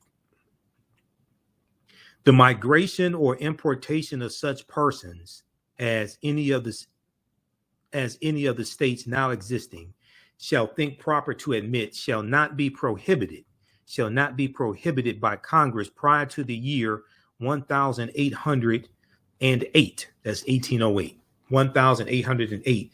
But a tax or duty may be imposed on such importation not exceeding $10 for each person. Okay, so for all the Africans that came into this country up until that time, 1808, a tax was paid on them also, not exceeding $10 for each person as well.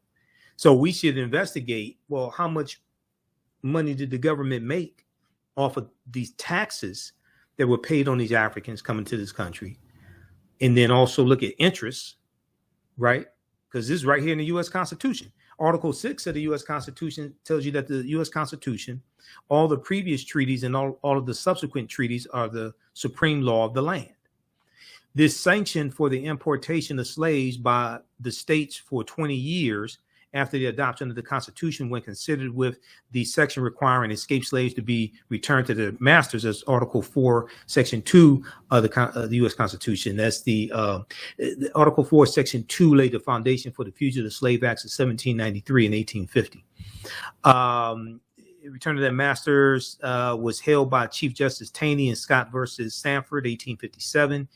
Dred Scott versus Sandford, not S-A-N-F-O-R-D, not Fred Sanford, Sandford, to show conclusively that such persons and their descendants were not embraced with the term citizen and as used in the Constitution. Today, this ruling is interesting only as historical curiosity. Okay, so check this out here.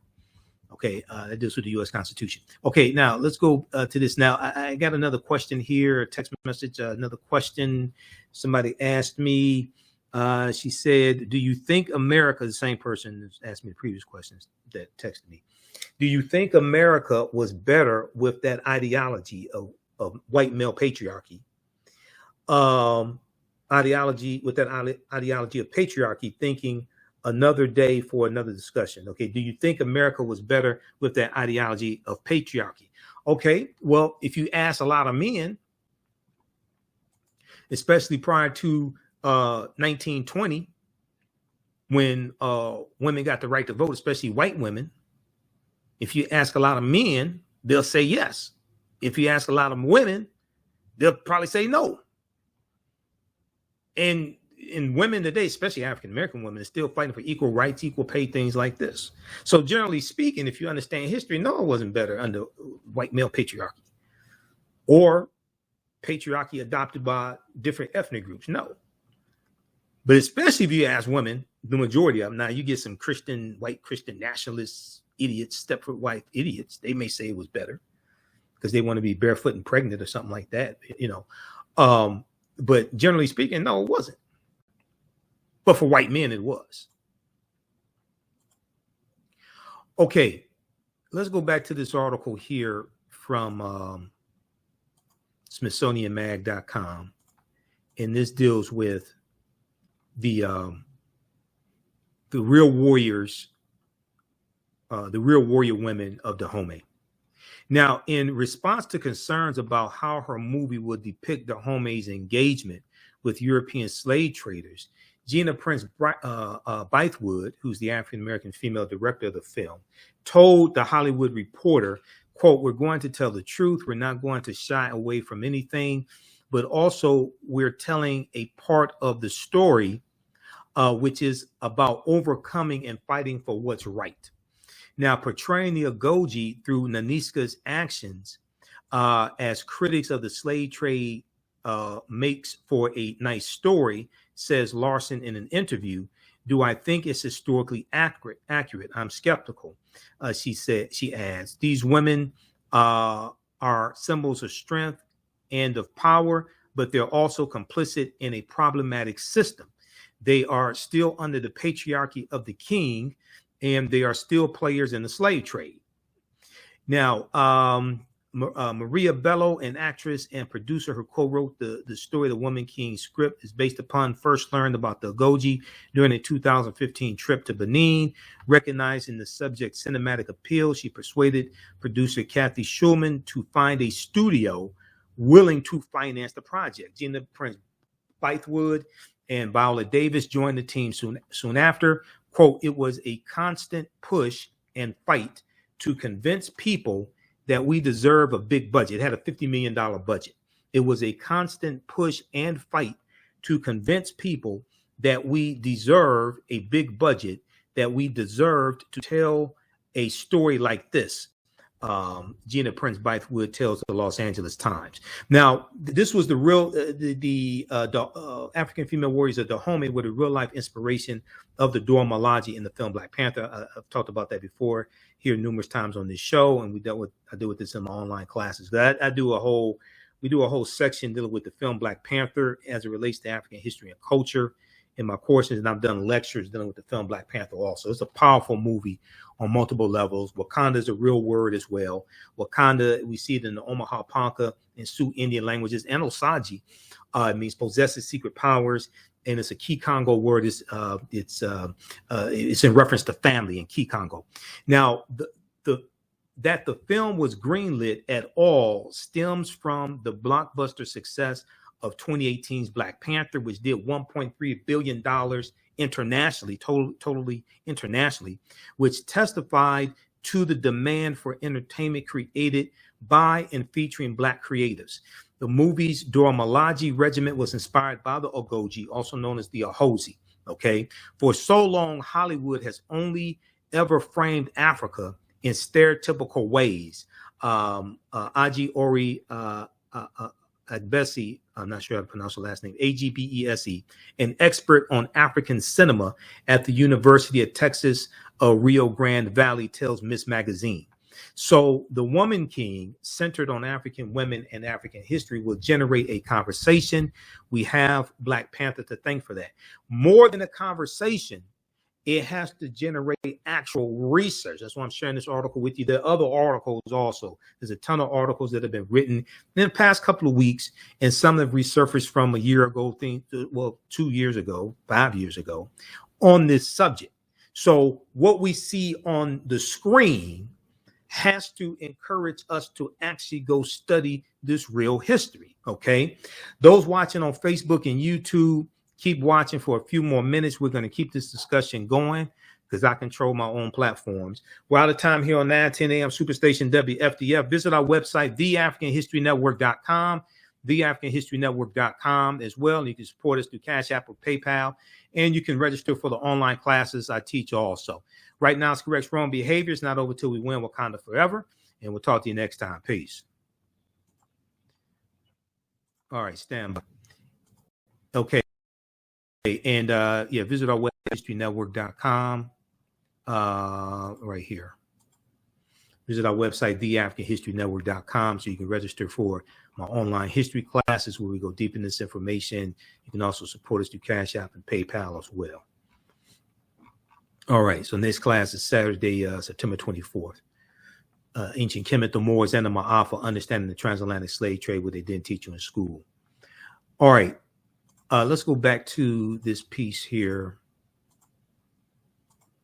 from SmithsonianMag.com. So who were the Ogoji? The first recorded mention of the Ogoji dates back to 1729, dates back to 1729.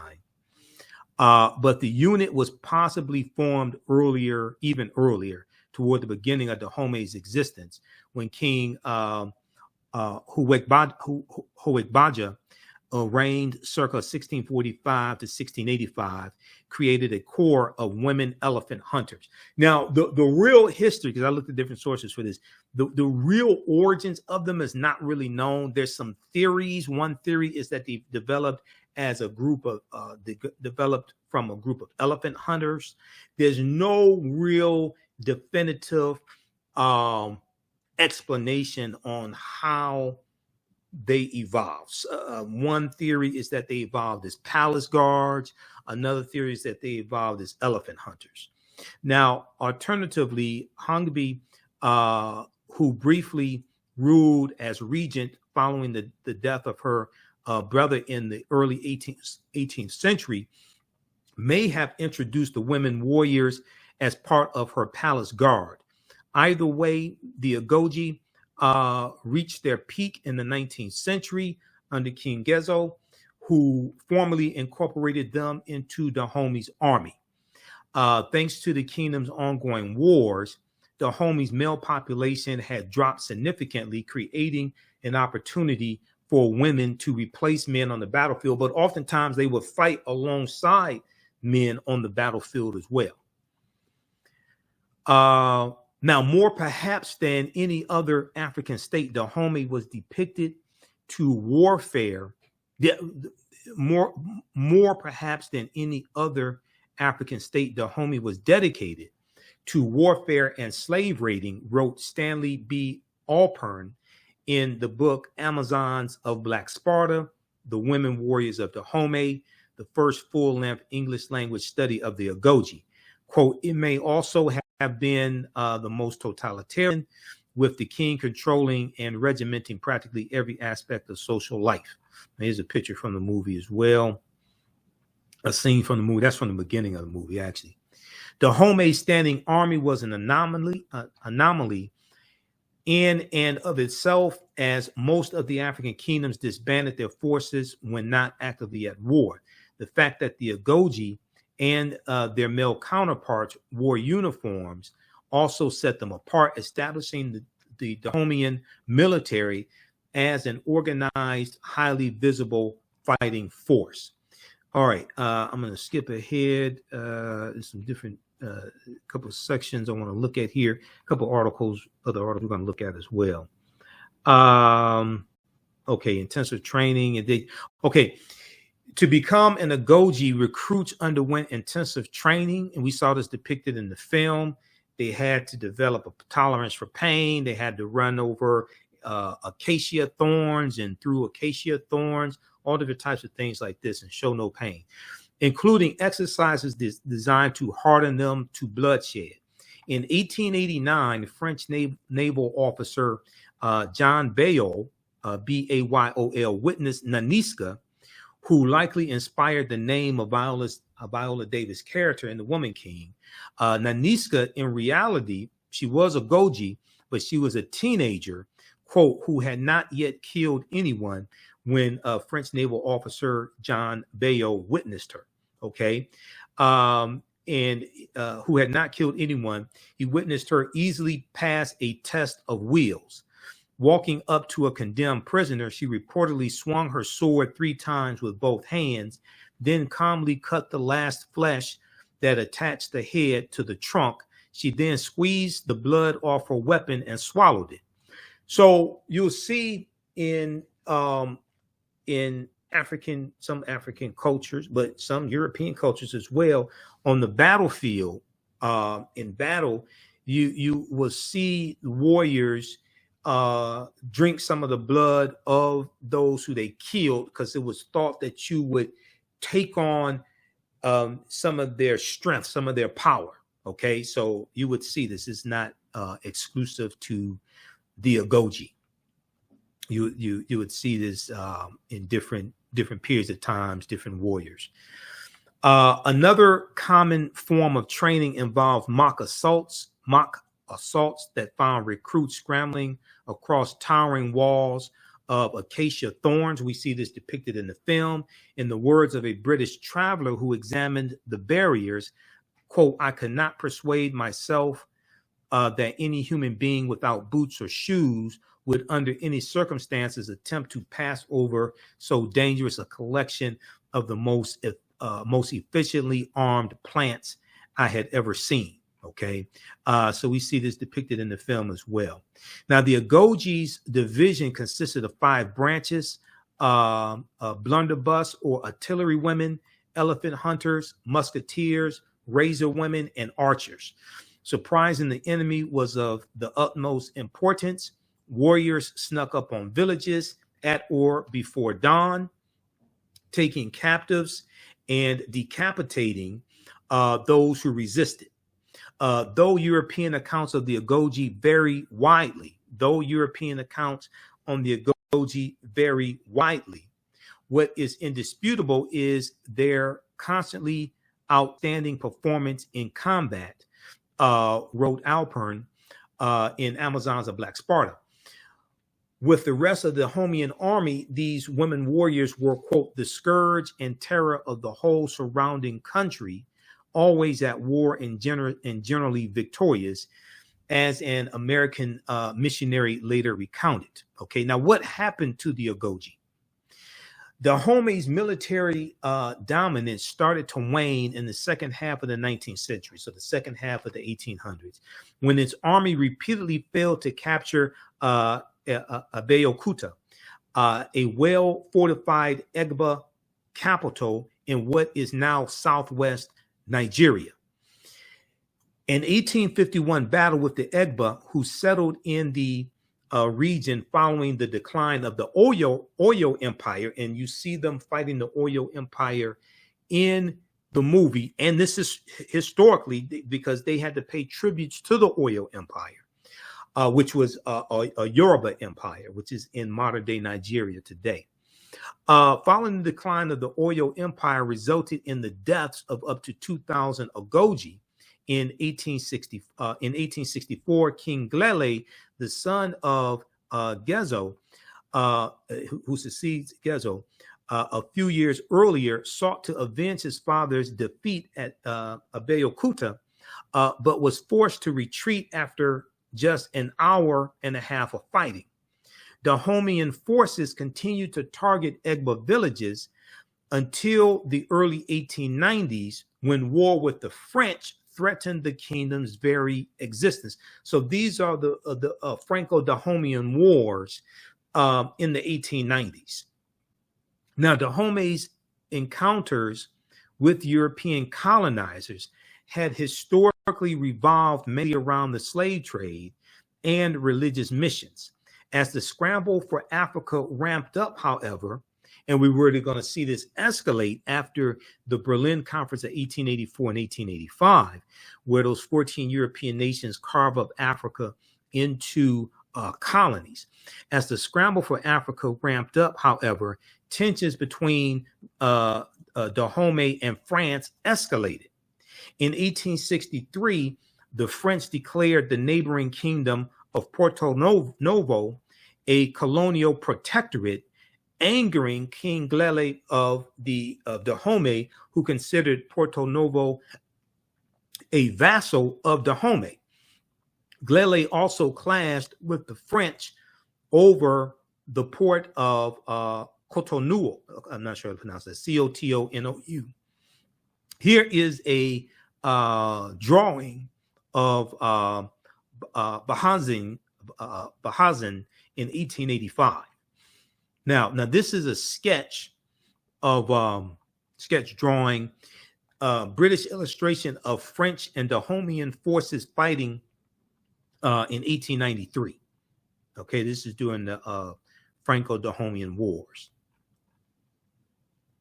Now, as Larson articulates, the existence and dominance of Dahomey's women warriors upset the French's understanding of gender roles, and what women were supposed to do in a civilized society. The women's flaunting of ferocity, physical power, and fearlessness was manipulated or corrupted as Europeans started to interpret it in their own context of what they felt society should be. So you have Europeans superimposing on these African cultures what they think society should be, what they think civilization should be like. And in various African cultures where women had more freedom, then these Europeans look down upon that, because once again, they're coming with white male patriarchy. And you're also going to see this conflict dealing with some groups of Muslims, not all Muslims, but some groups of Muslims, especially Arabicized Muslims. So this is going to play a role when El Mansur of Morocco invades Songhai in 1591. Okay, Songhai Empire in 1591, and you have disputes over the role of African women in Islam.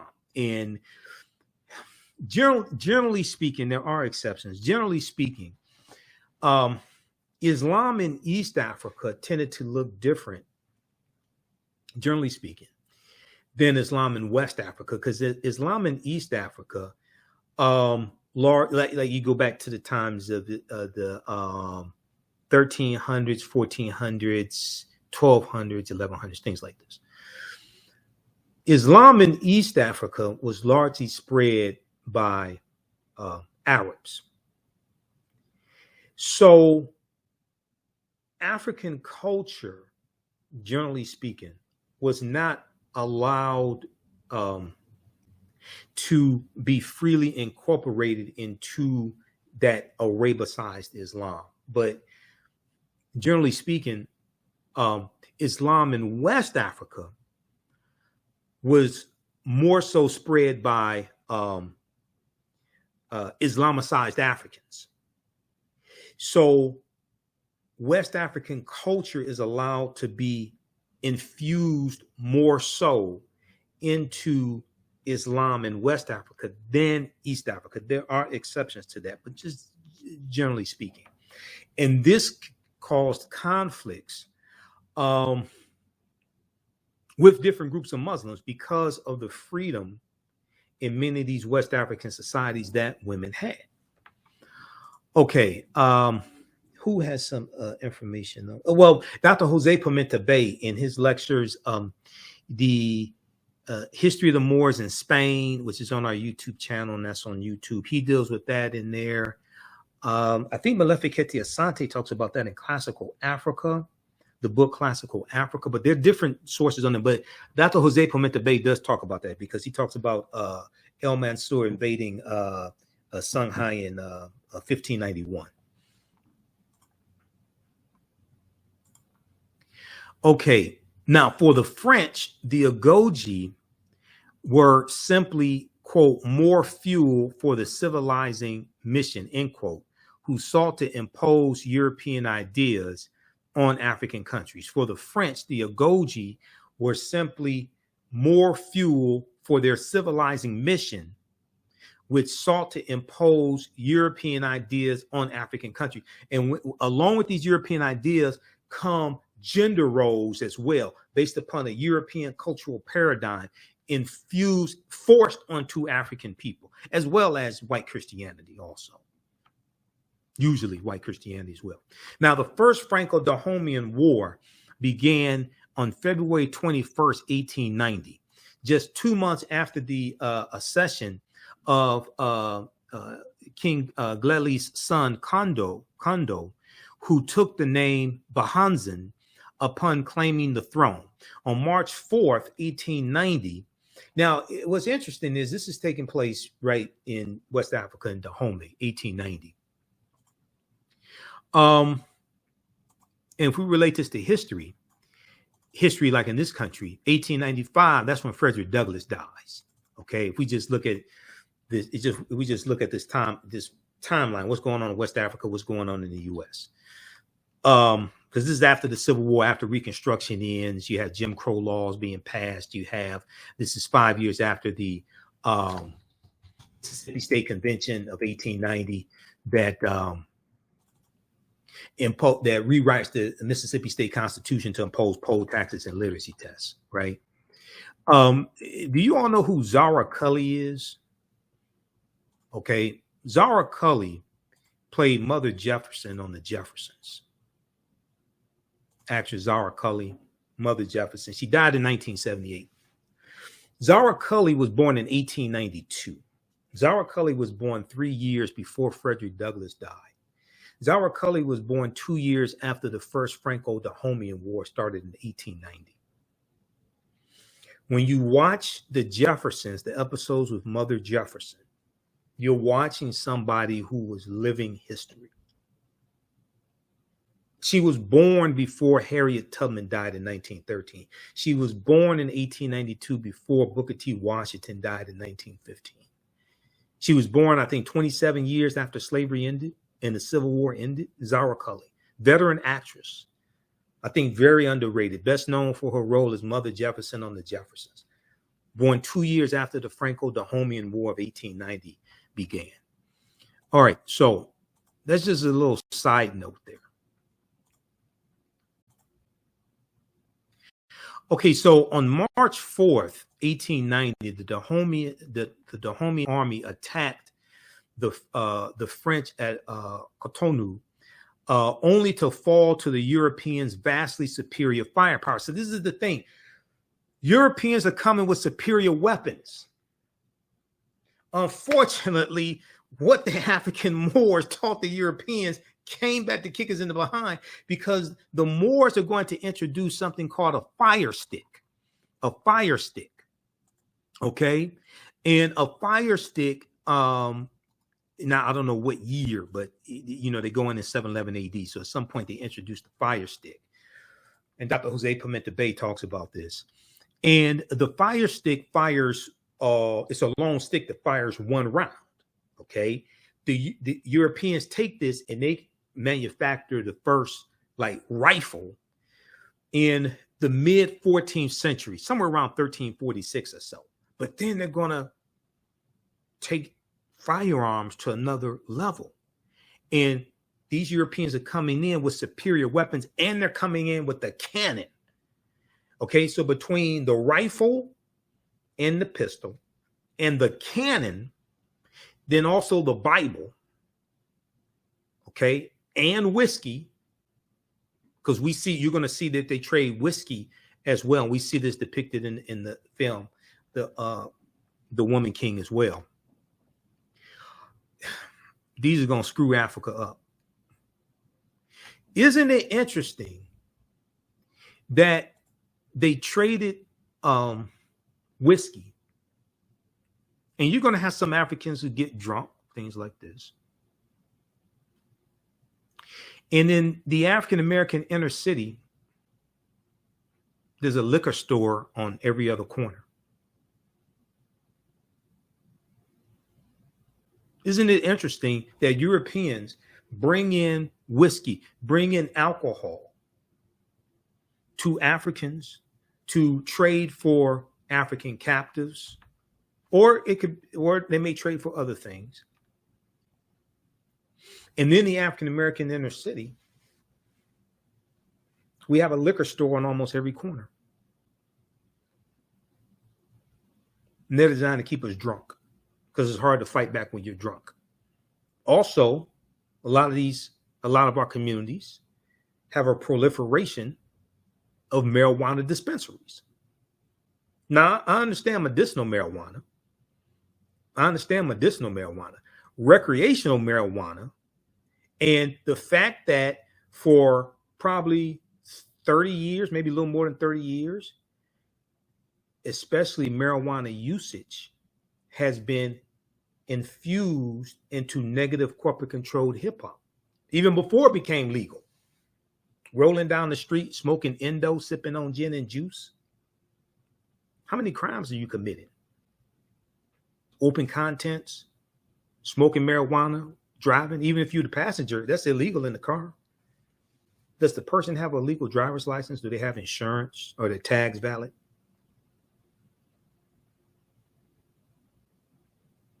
These are all things designed to suppress our ability to fight back, to suppress our ability to analyze what's going on, keep us high, keep us drunk, and keep us obese, because there's a fast food restaurant on every other corner as well.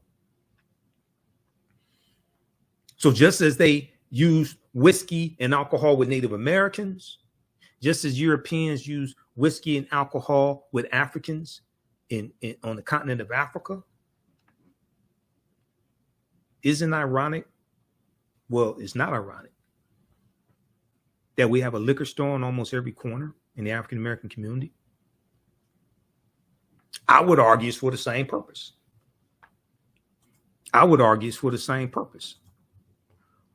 That's why I don't drink. I haven't had a drink probably 16, 17 years. Never used marijuana. I'm 51. I never used any type of illicit drug. Never used marijuana. Never had the desire to use marijuana. Because usually, from seeing other people using marijuana and getting drunk, usually good things don't happen when you're high and drunk. I'm just saying. Usually good things don't happen when you're high and drunk. You usually don't make the best life choices when you're high and drunk. Naniska, the teenager, back to the article from SmithsonianMag.com. Naniska, the teenager who left such an impression on the French officer Bayol, B-A-Y-O-L, the previous year, decapitated the enemy's chief gunner, but died on the battlefield. So Naniska dies on the battlefield. Okay, it's like March 4th, like 1890. Upon seeing Naniska's body, Bayol wrote that a quote cleaver, its curved blade engraved with fetish symbols, was attached to her left wrist by a small cord and her right hand was clenched around the barrel of her carbine covered with cowries, okay, her rifle. After end quote, after facing a similar defeat at the Battle of Atchupa, Atchoupa, on April 20th, 1890, Dahomey agreed to a peace treaty assenting to French control over Porto Novo and Cotonou. The lull in warfare lasted less than 2 years. The lull in warfare lasted less than 2 years, an intermediary period that Bahazin spent equipping his army with weapons equal to or at least better matched with the French's. According to Alpern, upon receiving news of the French's declaration of war, the Dahomeyan king said, quote, "The first time I was ignorant of how to make war, but now I know if you want war, I am ready. I wouldn't stop even if it lasted 100 years and killed 20,000 of my men." And once again, they're trying to arm themselves. See, when you study this history, these Europeans gave them an ultimatum, oftentimes gave them an ultimatum. Either you provide us with captives. So there were already internal conflicts with different African ethnic groups. Either you provide us with captives. So when they would raid and they have these fights, the prisoners of war, they would sell. Now, keep in mind, slavery existed for going back thousands of years. Slavery existed in various forms. And when you would have wars, those prisoners of war, regardless of the country, those prisoners of war were often sold off as slaves. Africa, this is something that Professor Kaba Hiawatha Kamene talks about a lot. And when we bring him on the show, we'll probably talk about this as well. Professor James Small has dealt with this also.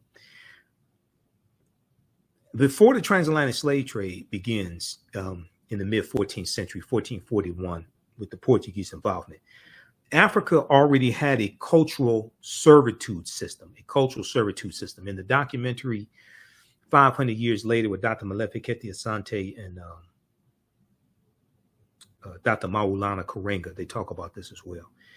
In the cultural servitude system, you could be put into that system if you were a prisoner of war or if you owed a debt, okay? Their cultural servitude system. Professor Kaba Hiawatha Kamene. He's in the Hidden Colors documentaries. We're in a couple of documentaries together. We're in Elementary Genocide Part 3 from director Raheem Shabazz. And we're in the Black Friday documentaries from director Rick Mathis.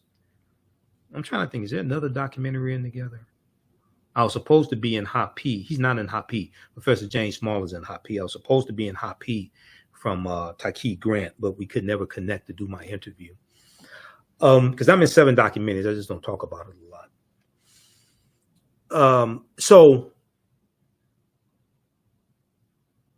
But with the cultural servitude system, it was not for perpetuity. This already exists in Africa, okay? Europeans had a feudalistic system with their lords and their serfs, feudalism, which goes back to, I think, 10th century AD, something like that, Common Era. And Europeans are going to superimpose their feudalistic system over the existing cultural servitude system to create what we know as chattel slavery. Because chattel slavery, where you're enslaved for perpetuity and your children are born into slavery. But also with chattel slavery, it wasn't just for perpetuity. It was also you were enslaved based upon race. And we're going to see that evolve as well as we go into the 1700s, 1800s. And we definitely see that here in the U.S., the 13 colonies, as they move from white indentured servitude for various reasons. One of them, you have a lot of white indentured servants revolting, and they don't want to come to the U.S., to come to the colonies, and different reasons like that. We're going to see a greater dependence on enslaved Africans, and they're going to be codified laws surrounding enslaving Africans for perpetuity as well, moving from indentured servitude that we see in the 1619, 1620s, things like that, to Massachusetts being the first colony with codified slave laws in 1641, and Connecticut 1650, about 1660 with Virginia, because these codified slave laws are coming to these different British colonies, British, not the United States at this point. These are British colonies, Great Britain, okay? And then we see under 1775, when the American Revolutionary War starts, that's under King George III, okay, who is an ancestor to Queen Elizabeth II. Okay. Now, his wife was also Queen Charlotte Sophia, who we talked about in one of my broadcasts dealing with Queen Elizabeth dying, passing away, and we talk about Meghan Markle. And people were asking, was Meghan Markle going to be the first mixed race queen or something like that? She's the Duchess of Sussex. She gave up her title. But Queen Charlotte Sophia was actually a queen, okay? And she was of African Moorish ancestry on at least her side of her family, possibly her father's side of the family as well. Wife to King George III. And there's a good article from the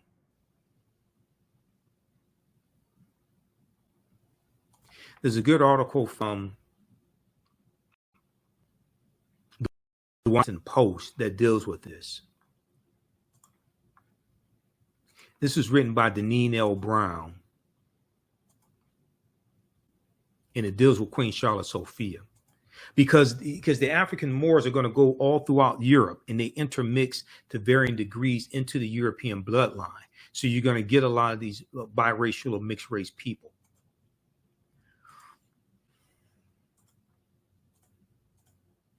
This article right here. Britain's Black Queen, will Meghan Markle really be the first mixed race royal?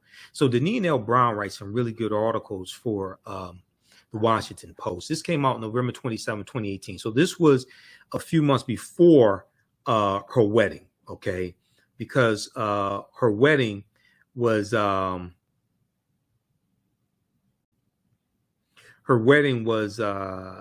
19th, 2018. So that was actually on Queen Charlotte Sophia's birthday, the wedding, and it was on Malcolm X's birthday. I don't think it had anything to do with Malcolm X's birthday. I think that's probably a coincidence.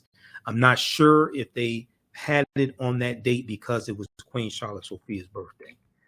But I doubt very seriously if they had the wedding on that date because it was Malcolm X's birthday.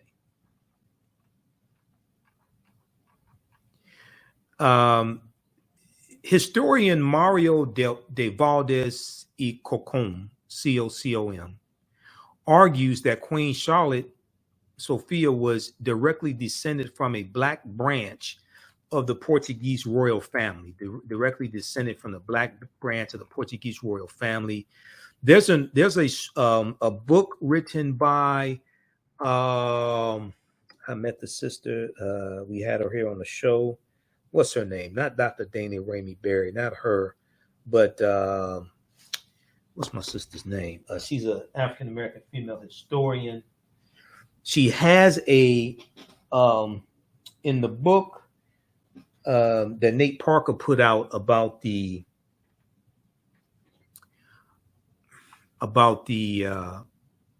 his Nat Turner movie. Hold on, I'll give you her name. We want to give this sister her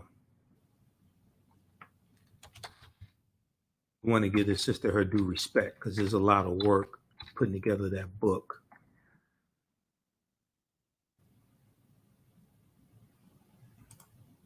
Let me see if I can find her name. This is another article dealing with Queen Charlotte Sophia. This is one from AtlantaBlackStar.com. Let me see. Is she mentioned in this article? Because I have to find my book. I have to find my book from Nate Parker's movie, The Birth of a Nation. What the hell is that book? Hold on. I'm going to find it. Nate Parker, Birth of a Nation.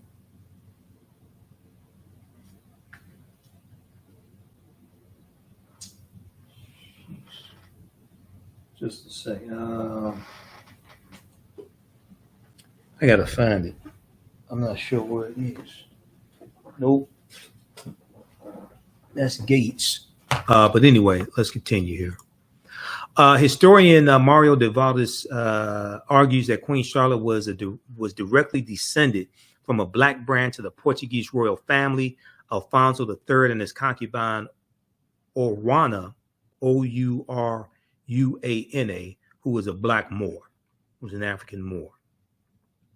In the 13th century, Alfonso III of Portugal conquered a little town named Faro, F-A-R-O, from the Moors, said Valdes, who's a researcher on the 1996 Frontline PBS documentary Secret Daughter. He demanded the governor's daughter as a paramour. He had 3 children with her. According to Valdes, one of their sons, Martin Alfonso, married into the noble de Souza family, who also had black ancestry. Okay, because especially in Portugal, Spain and Portugal, there's a reason why they have a darker complexion, because that's right above the Morocco, where the Moors were going into. And Spain and Portugal get the brunt of the intermixing. It's going to happen in Sicily and France and Germany and Austria and England, but the going further east is going to happen to a lesser extent, even though it will happen. But Spain and Portugal get the brunt of it, and Sicily as well. That's why they tend to have a darker complexion, because of more intermixing from the Moors into the bloodline. Queen Charlotte had African blood from both families. Okay, so read the rest of this here, as we're running out of time. Britain's Black Queen, will Meghan Markle really be the first mixed race royal? No, she will not. Far from it. There was a lot of mixed race royals. Far from it. Okay, now, let me go back to this here.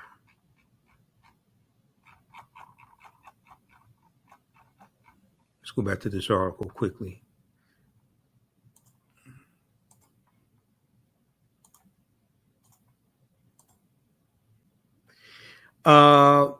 Okay, let's continue. So Bahanzin proved true to his word over the course of 7 weeks in fall 1892. Dahomey's army fought valiantly to repel the French. The Ogoji participated in 23 separate engagements during that short time span, earning the enemy's respect for their valor, and dedication to the cause. As one Marine noted, neither the cannons nor the canister shot nor the salvo fire stops them. It's really strange to see women so well led, so well disciplined, end quote. Those sources disagree on the number of women warriors who fought in the Second Franco-Dahomean War. Alpern cites between 1,200 to 2,500 as a likely range. Now, this is a real general, okay? Sedong Hong Bay, a leader of the Ogoji, holding the severed head of an enemy, okay? And you see her with a rifle also. At the village on October 6th, the Ogoji suffered arguably their worst losses yet, with just 17 soldiers returning from an initial force of 434. Bahanzan's brother, Sagbaju Gleli, who lived until the 1970s, told a local historian that the battle brought a moment of clarity for Dahomey's courtiers, who now realized the inevitability of their kingdom's destruction. The Dahomeyan army made a final stand at Cana, C-A-N-A, or Cana, in early November. Okay, that'd be 1890. What was that year? Should be 1892. Dahomeyan War, probably 1892. They made a final stand. Yeah, November 1892. The last of the fighting reported. The last day of the fighting, reported a French Marine colonel, was, quote, one of the most murderous of the entire war, beginning with the dramatic entrance of, quote, the last Amazons, as well as the elephant hunters, whose special assignment was to direct their fire at the officers. The French officially seized the Dahomey capital of Abomey on November 17th, 1892. Between 2,000 and 4,000 Dahomeyan warriors, including both men and women, died during the 7-week war. Of the roughly 1,200 Ogoji in fighting shape at the beginning of the war, just 50 or 60 remained ready for battle by its end. Comparatively, the French side lost 52 Europeans and 33 Africans on the battlefield. Okay. All right. So read the rest of this article here. This deals with separating a lot of fact from fiction. The real warriors behind the Woman King.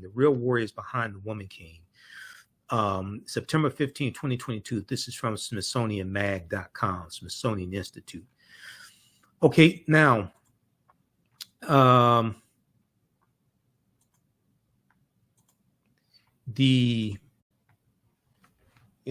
trying to find, where's my book on Nate Parker's movie, The Birth of a Nation? Because what's that sister's name? Not Dana Rainey Berry. They wrote the chapter together in his book. I need to buy some more. Bookcases.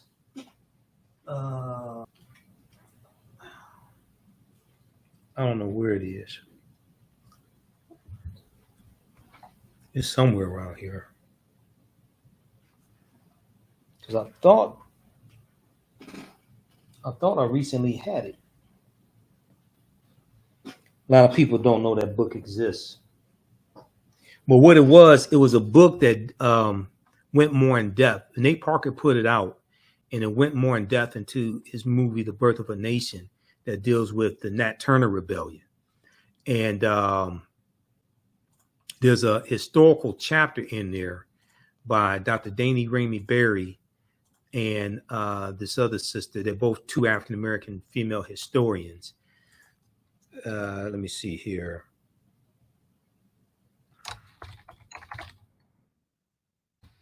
And I interviewed both of them on my show at different times. Erica Dunbar Armstrong. That's the sister's name. Erica Dunbar Armstrong. Those two sisters have a chapter in this book here. That's who I was looking, because I could see her face so clearly, but I couldn't remember her name.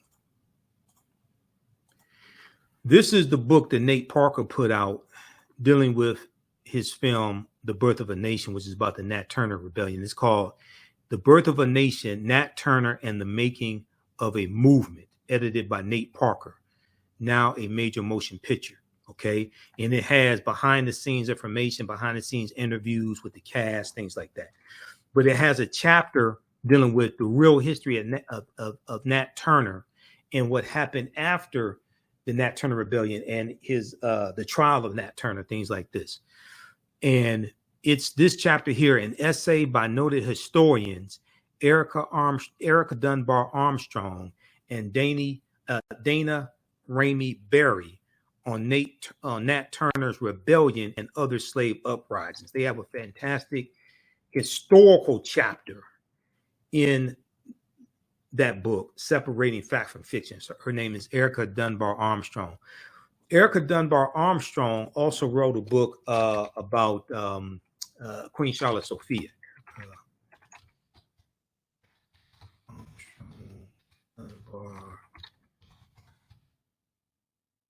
Queen Charlotte, and her book on Queen Charlotte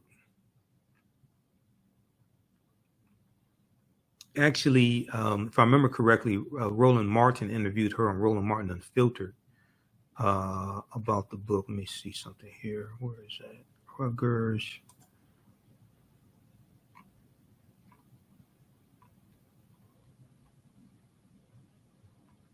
She also wrote one. I think she wrote one on Queen Charlotte Sophia. She wrote one on Ona Judge called Never Caught. And Ona Judge was one of George Washington's runaway slaves, never caught.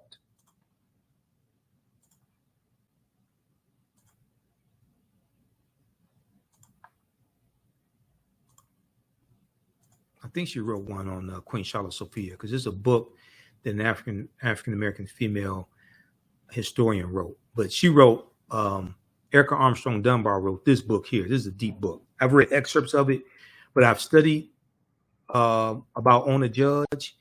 And in Philadelphia, in the square in Philadelphia, where they used to auction off slaves, there's a historical section there that deals with Ona Judge. Okay, I've seen it in Philadelphia. I filmed some of that stuff. I have to find those recordings that I made. But I was on location in Philadelphia and filmed a lot of that. Never Caught: The Washington's Relentless Pursuit for Their Runaway Slave, Ona Judge. She was called Oni for short. And this is written by Erica Armstrong Dunbar. Came out in 2017. She's a brilliant African-American female historian. And I think she teaches at, I guess she's still at Rutgers University. Here's a picture of her right here. Okay. All right. I need to get her back on the show too. See what she's been up to. I reached out to historian Talithia LaFloria, who's a friend of mine. We've had her on the show before. Talithia wrote this book here, Chained in Silence: Black Women and Convict Labor in the New South. Talithia L. LaFloria. So Dr. Talithia L. LaFloria, excuse me. So I talked to her. I sent her a text message yesterday because I asked her, has she seen the Woman King? She hasn't seen it yet. We're going to try to get her on the show also. She's an African-American female historian as well. Okay, now this article here and this other stuff we're going to get to later. I want to look quickly here at some information from Britannica.com. They have some really good historical information on Dahomey.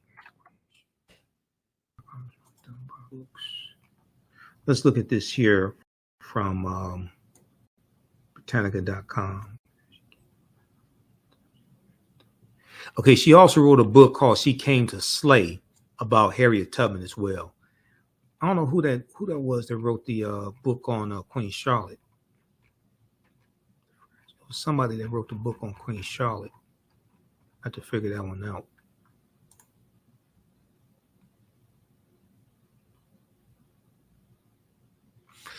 But anyway,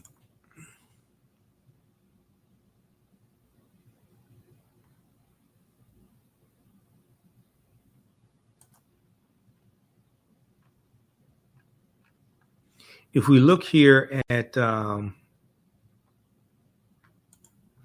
this piece here on Dahomey from Britannica.com, and they have some like really good information. I just got a new subscription to Britannica.com because we use some of this information in my classes. And for a lot of this information, you have to have a monthly subscription or yearly subscription to be able to access it. So I'm using my subscription right about now. Dahomey, historical kingdom, Africa. Date 1625 to 1894. Dahomey existed.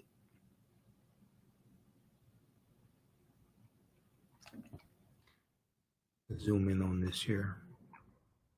Zoom in on it.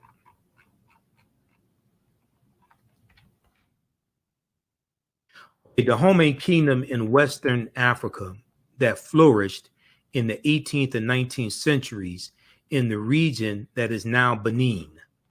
According to tradition, at the beginning of the 17th century, 3 brothers vied for the kingdom of Allada, Allada, which, like neighboring Ouida, okay, which is now Ouida, Ouida, that's a port. That's a port that was for trade, and you see this fight over access to that port between the Oyo Empire and Dahomey in the movie, okay? And that's a port where they're trading with Europeans. Like neighboring Ouida, had grown rich on the slave trade. When one of the brothers won control of Allada, the other 2 fled. One went southeast and founded Porto Novo on the coast east of Ouida. The other went north to found the kingdom of Abomey, Abomey, this was a core portion of the future Dahomey. They all paid tribute to the powerful Yoruba kingdom of Oyo to the east. We see this depicted in the film, okay? And Dahomey paying tribute to the Oyo Empire, and they're going to have conflicts. They're going to fight. Okay, let me skip over some of the thriving on the okay, where European forts had already been established. The enlarged state was called Dahomey. Abomey, Allada, and Ouida were its provinces. Thriving on the sale of slaves to Europeans, the kingdom of Dahomey prospered and acquired new provinces under kings Tegbesu, Pingla, and Aganglo. After King Abandozan, 1797 to 1818, was overthrown by the great Gezo. You see different spellings for his name. Gezo, you see Gezo or Gezu. But there was a coup that took place, and Gezo is going to be installed in 1818. Dahomey reached the high point of his power and fame. The kingdom was a form of absolute monarchy unique in Africa. The king, surrounded by a magnificent retinue, was the unchallenged pinnacle of a rigidly stratified society of royalty, commoners, and slaves. He governed through a centralized bureaucracy staffed by commoners who could not threaten his authority, Each male, M-A-L-E, each male official in the field had a female counterpart at court who monitored his activities and advised the king. Conquered territories were assimilated through intermarriage, uniform laws, and a common tradition of enmity to the Yoruba. Okay. You're going to see African spirituality in the film, and you're going to see African Yoruba deities referenced, like Ogun, which is in Ifa. Dahomey was organized for war, not only to expand its boundaries, but also to take captives as slaves. Slaves were either sold to Europeans in exchange for weapons or kept to work on rural plantations. Now, this is what I was talking about, because these different African ethnic groups are trying to get weapons, not swords. They're trying to get firearms to defend themselves from other African ethnic groups, but also other Europeans as well, because a lot of times they're dealing with more than one group of European colonizers, more than one nation. So they're trying to get these weapons to defend themselves, and then also acquire weapons in many cases so they can fight against the slave trade as well. That's why Sylvian Diop's book, which I showed you in the beginning of this broadcast, Fighting the Slave Trade, West African Strategies, is so important because it goes deep into that history. Okay, slaves were either sold to the Europeans in exchange for weapons or kept to work the royal plantations that supplied food for the army and court. From approximately 1680, Common Era, AD, a regular census of population was taken as a basis for military conscription, meaning you serving in the military, okay? A certain number, certain percentage have to serve in the military. Female soldiers called amazes by the Europeans served as royal bodyguards when not in combat. King Gezu or Gezo heightened the splendor of the court, encouraged the arts, and refined the bureaucracy. His armies freed Dahomey from the humiliation of paying tribute to the Oyo Empire.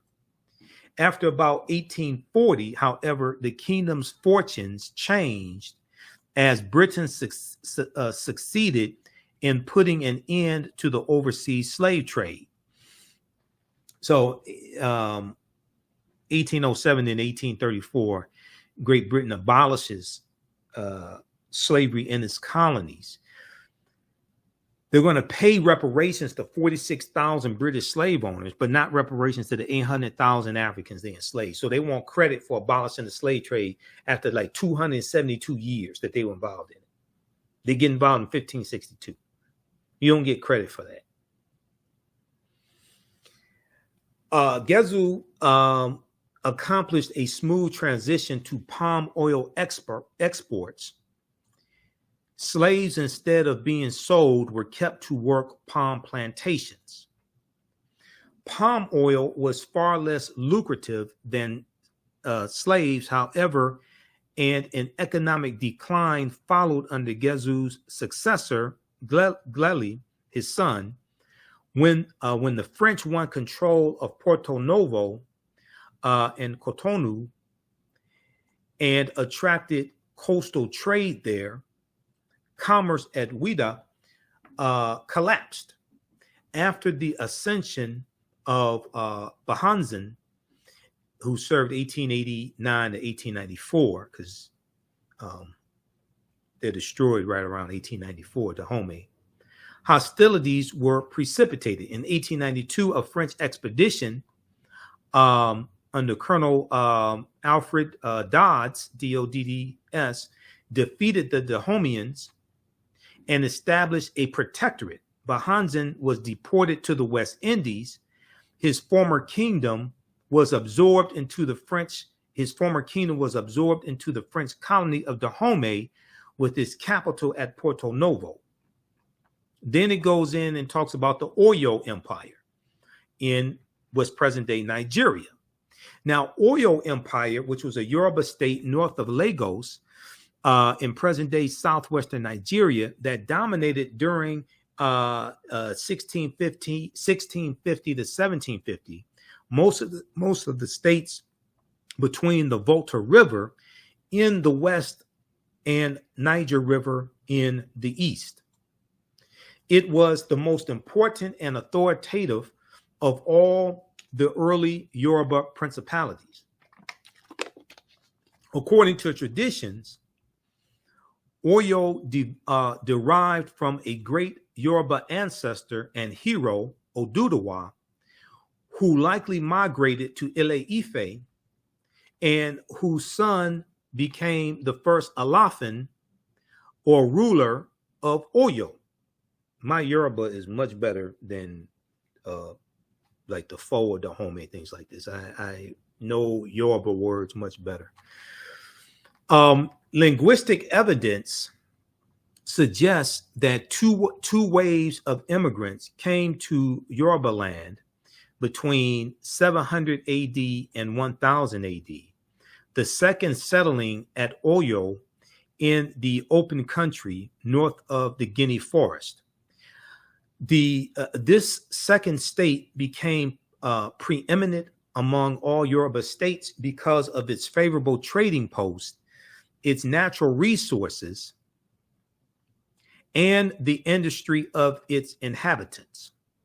Now, early in the 16th century, Oyo was a minor state and powerless before its northern neighbors, Borgu and I'm not sure, Nupe, I'm not sure how to pronounce that, Nupe, by whom it was conquered in 1550. You're going to see these different kingdoms fighting and conquering one another. Okay, I don't know where this concept, Africa was not a utopia. Just as Europeans fought and killed one another for hundreds of years, and over 1,000 years, we did the same thing. Maybe not as extensive, but we did the same thing. You see the same thing in Africa. You see these Pan-Africanism did not start in Africa. Pan-Africanism starts in the United States and the Caribbean in about like the 18th, 19th centuries. Okay. Pan-Africanism did not start in Africa with a concept that we should see ourselves as one global African people. And, you know, there's a commonality in our, we may speak different languages, but there's, you know, commonality in cultures and different things like this. But we should be a united African people, regardless of who our colonizers were, different things like this, regardless of what language you speak. Pan-Africanism did not start on the continent of Africa.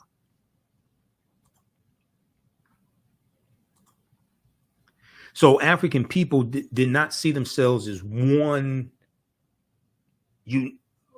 people. You had different ethnic groups: Hausa, Yoruba, Igbo. You have the Fo, Dahomey. You have, you know, Dogon, Mali, Burkina Faso. You have the Kikuyu or Jakuyu in Kenya, in East Africa. We didn't see ourselves all as one united people or anything like that.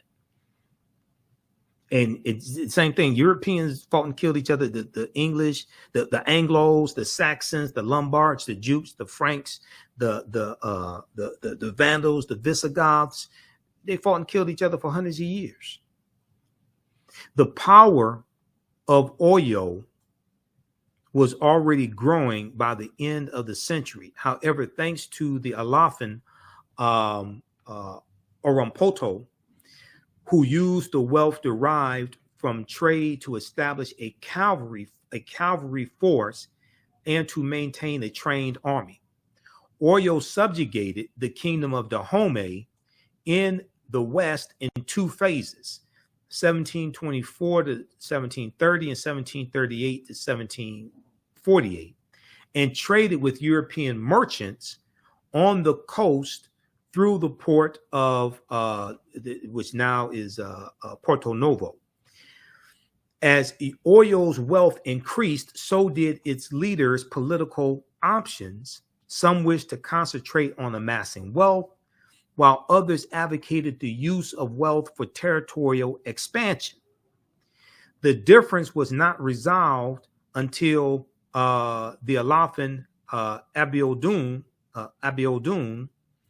who reigned from 1770 to 1789, conquered his opponents in a bitter civil war and pursued a policy of economic development based primarily on the coastal trade with European merchants, because we were trading with Europeans. Now, personally, I think it was a mistake. I think we should have turned them around when that first ship came in and say, don't ever come back. Otherwise, you're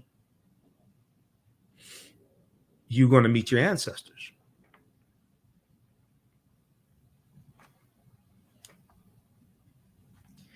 Abiodun's neglect of everything but the economy weakened the army and thus the means by which the central government maintained control. His successor, Alafin Awole, inherited local revolts and administration tenuously maintained by a complex system of public service and a decline in the power of tributary chiefs.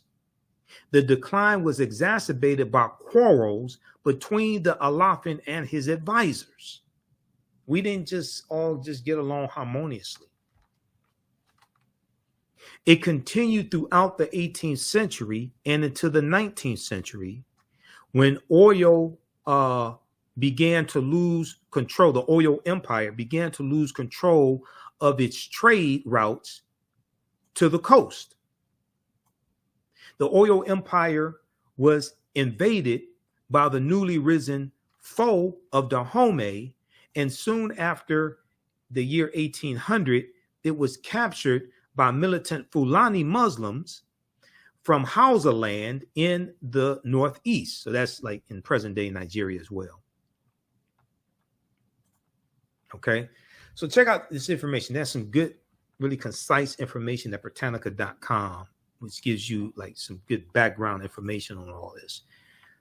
Just like Europeans fought and killed each other, unfortunately, African people did the same thing. Now, I don't like to see Africans fighting and killing each other, whether it's the oil empire and Dahomey, whether it's Bloods and Crips, whether it's the Jabari tribe and the Panther clan and Black Panther. I don't like to see Africans killing each other.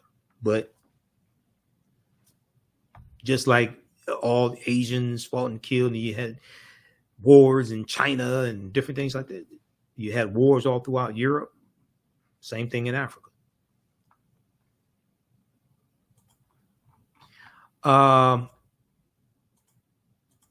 One last article, then I really got to get the hell out of here. I'm about this information. I do like so much research. This is just a fraction of the information that I have on Dahomey. And but this is a really good article here. The complicated history behind the Woman King. We posted this on our Facebook fan page, the African History Network also. Okay. If you like this type of information, be sure to register for my online history classes, because anybody who's taken them, they tell you we go deep into this information. Okay. And I created the curriculums. I'll show you the binders, because I got binders. There's a ton of information. There's each class. Let's see. In Ancient Kemet, the Moors, and the Ma'afa, there's over 50 articles we reference. Probably close to about 70 articles. There are numerous books that we reference as well. This article here, this is going to be the last one. I'll do another. I'll do a separate broadcast because I have so much information on this. I do so much research.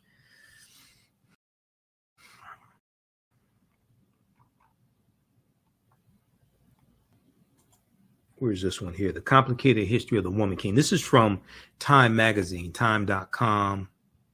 I think we have it here. Also, if you like, I'll pull up this article. If you like this type of information, you can support the African History Network. You definitely need your support. This helps us do the research, pay the bills, stay on the air. $, the TheAHNShow through Cash App. $, the TheAHNShow through Cash App. Also through PayPal, paypal.me/TheAHNShow. And if you want to advertise with the African History Network, you can advertise with us as well. email me at AHNShow at TheAfricanHistoryNetwork.com, AHNShow at TheAfricanHistoryNetwork.com. Or you can go through our website, click on contact. Through our website, you can email us there through the website. Let me find this one here. This dealt with the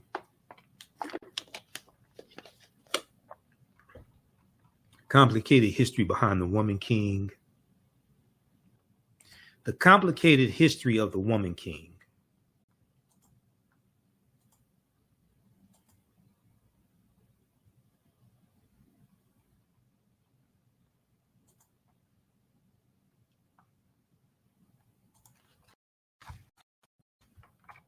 Let's see here. All right. Okay, they start out with the beginning of the movie, and okay, Leonard Chuckin. I'm not sure how to pronounce that. The Woman King movie chronicles and triumphs of the trials and triumphs of the Ogoji and Dahomey, a region in present-day Benin. Leonard, Wantchekon, a professor of politics and international affairs at Princeton University, was also a historical advisor on the film The Woman King. He's finishing up a book containing biographies of more than 50 of the real Ogoji based on interviews with their descendants and communities. Now, here's a scene from the film also. These they're in training to be the ones in the white. They're in training to be Ogoji warriors. Quote, I think is something which even today would be considered revolutionary because all the training that it took, all the preparation it took, it's actually something that happened. It's not made up. Yeah, that's true. Now, it talks about the conditions. I'm just going to highlight a few things here. You can read it. The conditions that led to the rise of the Ogoji.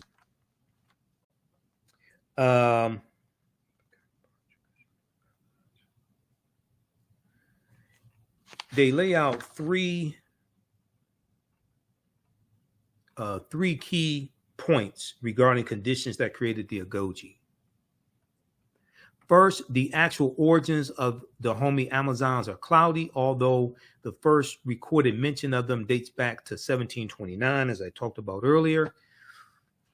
One theory suggests that the Ogoji began as a dedicated group of elephant hunters. Wantchekon posits, though, that Queen Hangabe, the twin sister of King Akaba, planted the seed for the idea of the women warriors in the early 1700s. And it goes on and it talks about, okay. So it goes and it lays that out. So read the rest of that there. Okay. It also talks about the role slavery played in the Dahomey kingdom. But the Ogoji and the Dahomey are not without complexity. In The Woman King, Naniska, the general played by Viola Davis, experiences firsthand the horrors of slavery and works to convince King Gezo to stop participating in the slave trade, or at least to end the tributary status of the Dahomey to the Oyo Empire. But as the investigator journalist Nicole Hannah-Jones pointed out on Twitter before the movie came out, the Dahomey did derive some of their wealth from participating in the slave trade. Yeah, but she needs to do more research too, Nicole Hannah-Jones. She needs to do more research as well. That was one of the problems with the 1619 project also. We talked about that here on this show also. Because it was a lot of, once again, read Fighting the Slave Trade by Sylvian Diop, because it goes deep into this. We have a real misunderstanding of this history. When the Woman King finally opens in 1823, the year Gezo finally freed Dahomey from his tributary status. Although the movie acknowledges that Dahomey participates in the slave trade at the time, Nanisca is resolved to completely end the film's involvement, a concern she brings directly to the king, who seems to agree, a milestone that did not actually happen until decades later. That's true. So when we went and looked at the real history from Britannica.com, we see that Gezo is going to end Dahomey's involvement in the slave trade decades later. It's not in 1823. A lot of times in these movies, you'll see, and TV shows, because it's the same things with Godfather of Harlem, you'll see timelines collapsed, okay? You'll see timelines collapsed. You'll see real occurrences that take place in different years than it actually took place. And you'll see things out of order. For instance, there was an episode of Godfather of Harlem, which is one of my favorite TV shows, by the way. I'm waiting for season 4 to come back. So the start. I'm waiting for season 4 to come back, or to start, I should say. There was a episode where it dealt with the March on Washington, and they're getting ready for the March on Washington. And Adam Clayton Powell, played by Giancarlo Esposito, who was in the movie School Days, who played Big Brother Almighty, the leader of Gamma Phi. There was Gamma Phi. Was it Gamma Phi Gamma in School Days? The fraternity, or the Alphas, whatever they were. He plays Adam Clayton Powell Jr.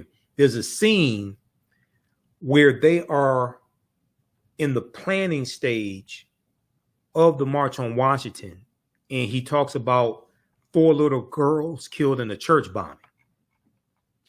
Well, the 16th Street Baptist church bombing happens on September 15th, 1963. That's roughly 2.5 weeks after the March on Washington, which was August 28th, 1963.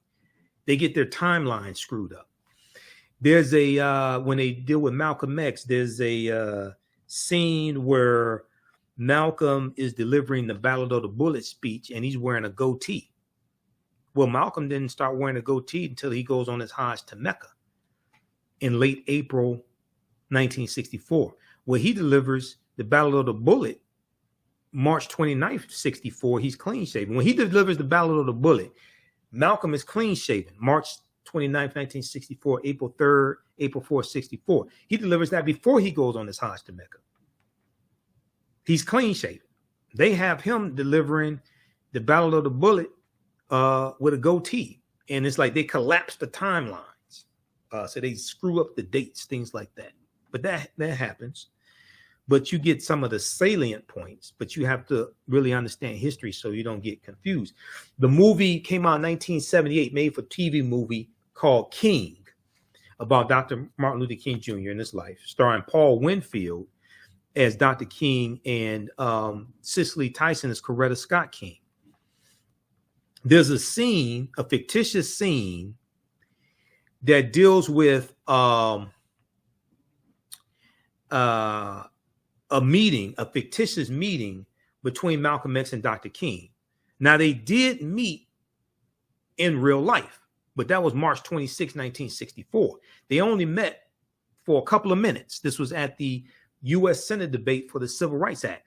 But in this made-for-TV movie, King, they have a sit-down, in the movie, they have a sit-down meeting. That's fictitious.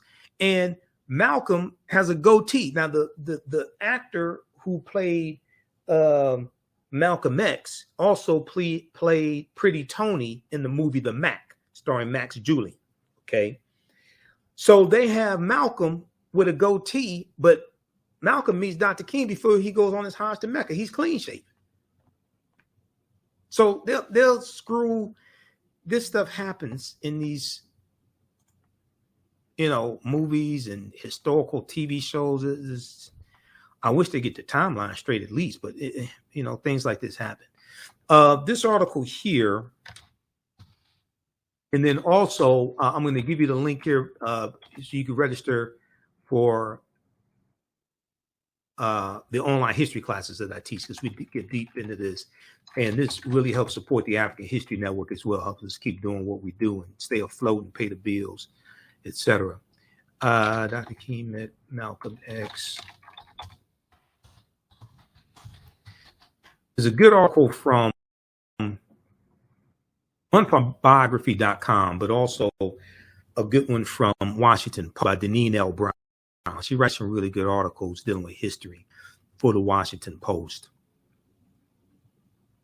Name of this article is Martin Luther King Jr. met Malcolm X just once. The photo still haunts us with what was lost. Now, why do you use Washington Post? Because I pay them each month. I have a subscription. There's a lot of news. There's a lot of news outlets that I have like monthly subscriptions with that I pay to access their information.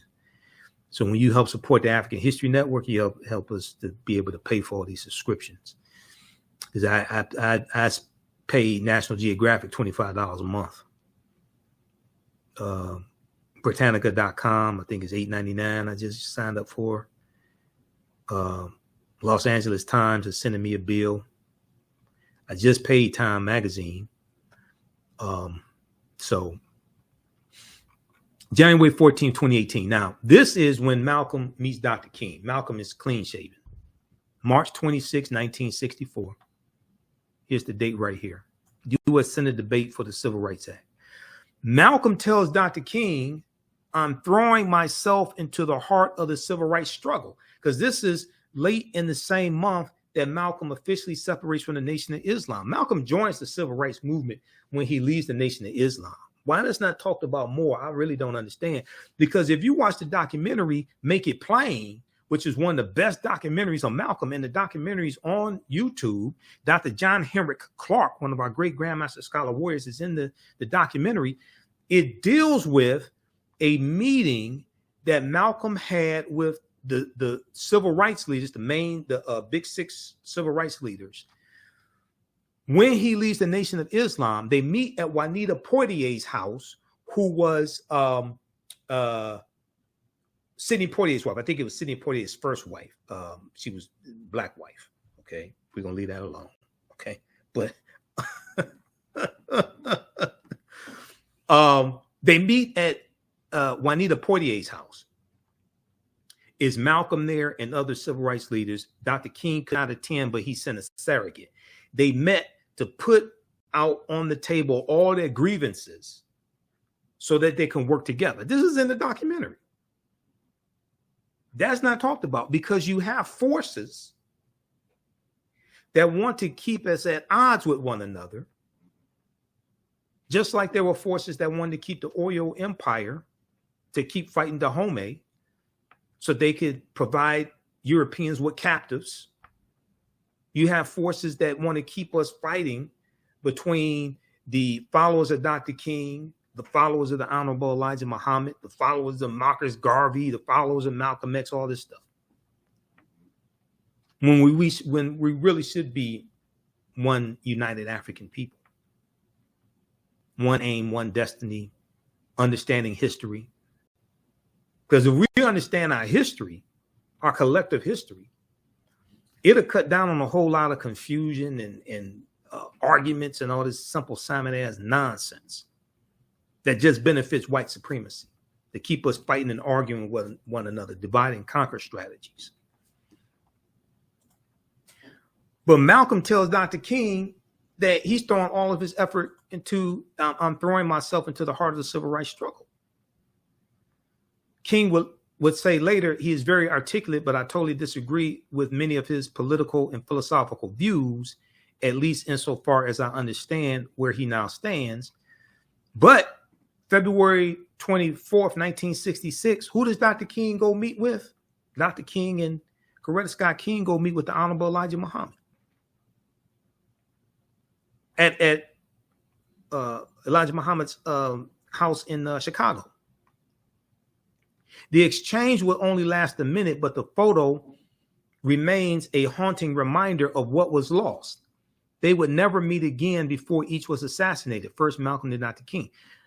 They were trying to set up another meeting. Malcolm goes to Alabama, I think it's Selma, in like January 1965. Dr. King is in jail. Malcolm meets with Coretta Scott King.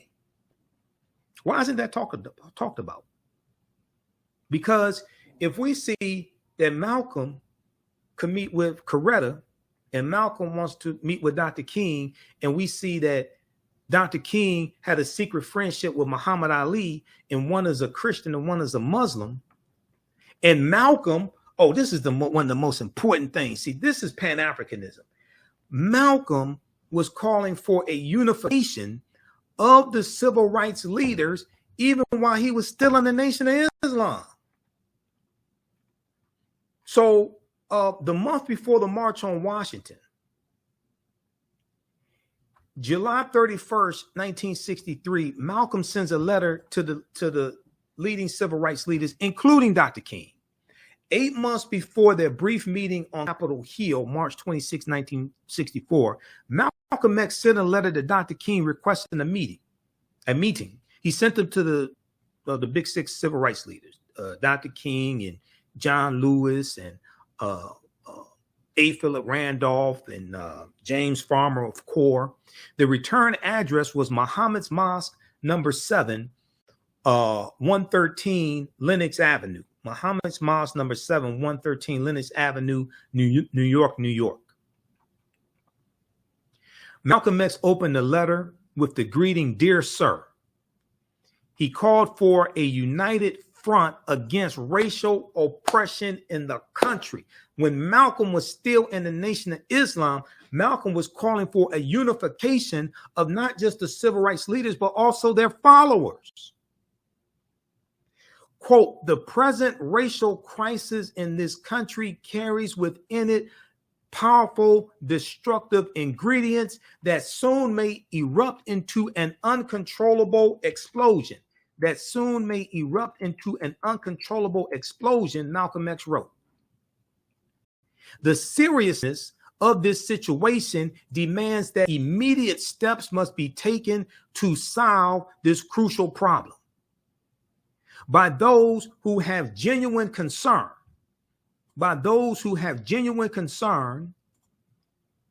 Before the racial powder keg explodes. A united front involving all Negro factions, elements, and their leaders is absolutely necessary. Malcolm was, while he's still in the Nation of Islam, he's calling for a unification of African American leaders of different factions, including the modern day civil rights movement, including Dr. King and A. Philip Randolph and John Lewis and James Farmer, as well as their followers. He said Malcolm warned that a, quote, racial explosion is more destructive than a nuclear explosion, citing a recent meeting between President John F. Kennedy and Soviet Premier Nikita Khrushchev. Okay. And Malcolm said, we have to find a common solution to a common problem posed by a common enemy. Malcolm said, despite their tremendous ideological differences between John F. Kennedy and Nikita Khrushchev, he said, it's a disgrace for Negro leaders not to be able to submerge our minor differences in order to seek a common solution to a common problem posed by a common enemy. Malcolm invited Dr. King to a rally that August in 1963 in Harlem, New York, to analyze the race problem and a solution. Malcolm promised to moderate the meeting and guarantee courtesy for each speaker. Malcolm requested that if Dr. King could not attend, then to send a representative, closing the letter with an endearment, your brother Malcolm X.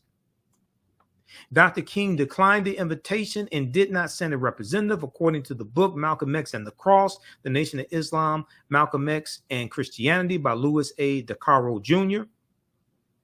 We know the March on Washington took place, the March for Jobs and Freedom. Malcolm attended the March on Washington, called it the Farce on Washington, but then Malcolm joins the Civil Rights Movement the next year. And when you read the Battle of the Bullet, read the entire speech. March 26, 1964. Malcolm is talking about infusing black nationalism into the modern day civil rights movement to radicalize the civil rights movement. Okay, read the rest of this here because I got to get the hell out of here. Okay. Martin Luther King Jr. met Malcolm X just once. The photo still haunts us with what was lost. Check that out. Here are some of, I made notes from me seeing the film today, The Woman King, very briefly, because we're going to do a series of broadcasts dealing with this.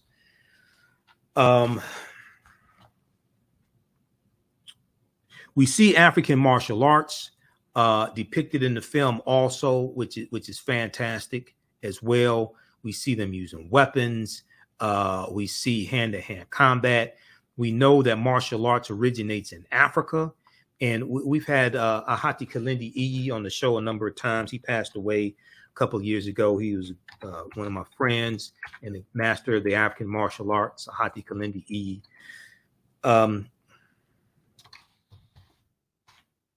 So we see the hand-to-hand combat, and we know that martial arts originates in Africa. The first fight systems known to man come out of Africa, not China. Okay, it wasn't Shaolin Kung Fu. All right, things like that. No, they come out of Africa.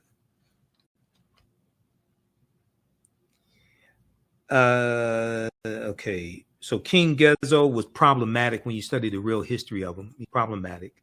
I'm totally against any Africans.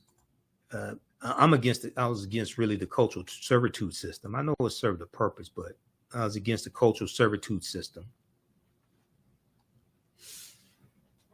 And I don't like to see Africans fighting one another, whether it's in the movies, whether it's for real, etc. Now, there was the character of Malik, who was, this is extremely important. The character of Malik in the film really, his character did not exist, but he's probably a composite character. The reason why is he was half Dahomeyan and he was half white.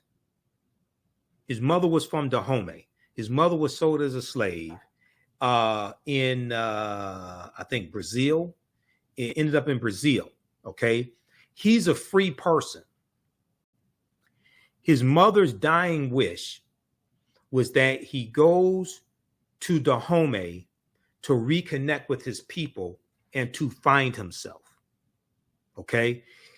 This is a crucial message for African Americans who've largely been stripped of African history, culture, language, African spiritual systems, our folklore, our mores, African systems of math, our family ties, things like this.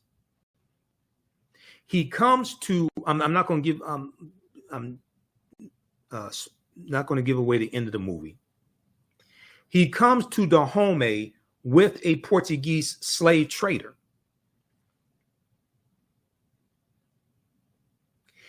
He reconnects basically with Dahomey and his people to a certain extent to find himself. And in reconnecting to Africa, it causes him to change his behaviors, which changes the trajectory of the movie, which has a big impact on the outcome of the movie. But he's able to go to Africa and reconnect with Dahomey, with his people. And this changes the way he thinks, feels, acts, and behaves, which ultimately changes results. There's a lesson in that for African Americans who've largely been taught to hate ourselves, see reality through the eyes of Europeans. We've been stripped of African history, culture, language, spiritual systems, etc. And largely a mentally brain damaged people.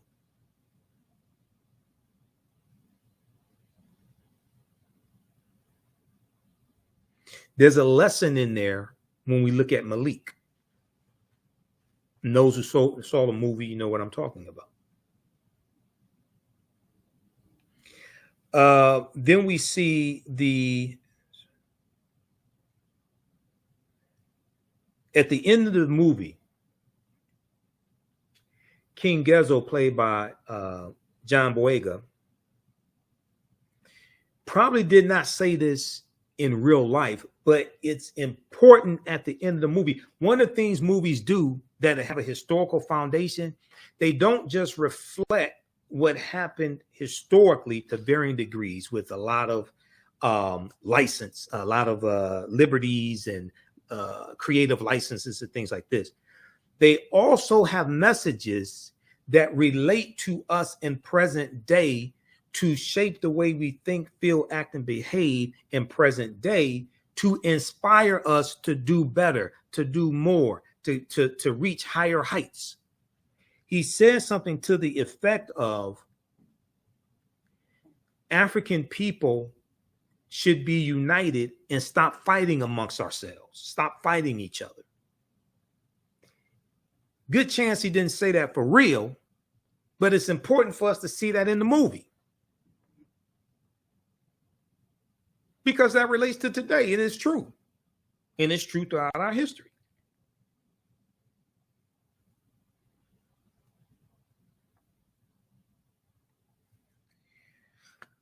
Okay, so that's my notes. If you like this type of information, be sure to register for the online history classes that I teach. Visit our website, TheAHNShowNetwork.com, TheAHNShowNetwork.com. And we have the information around the homepage on the website. Click on, just click on register here. Let's see, let's go to it right here.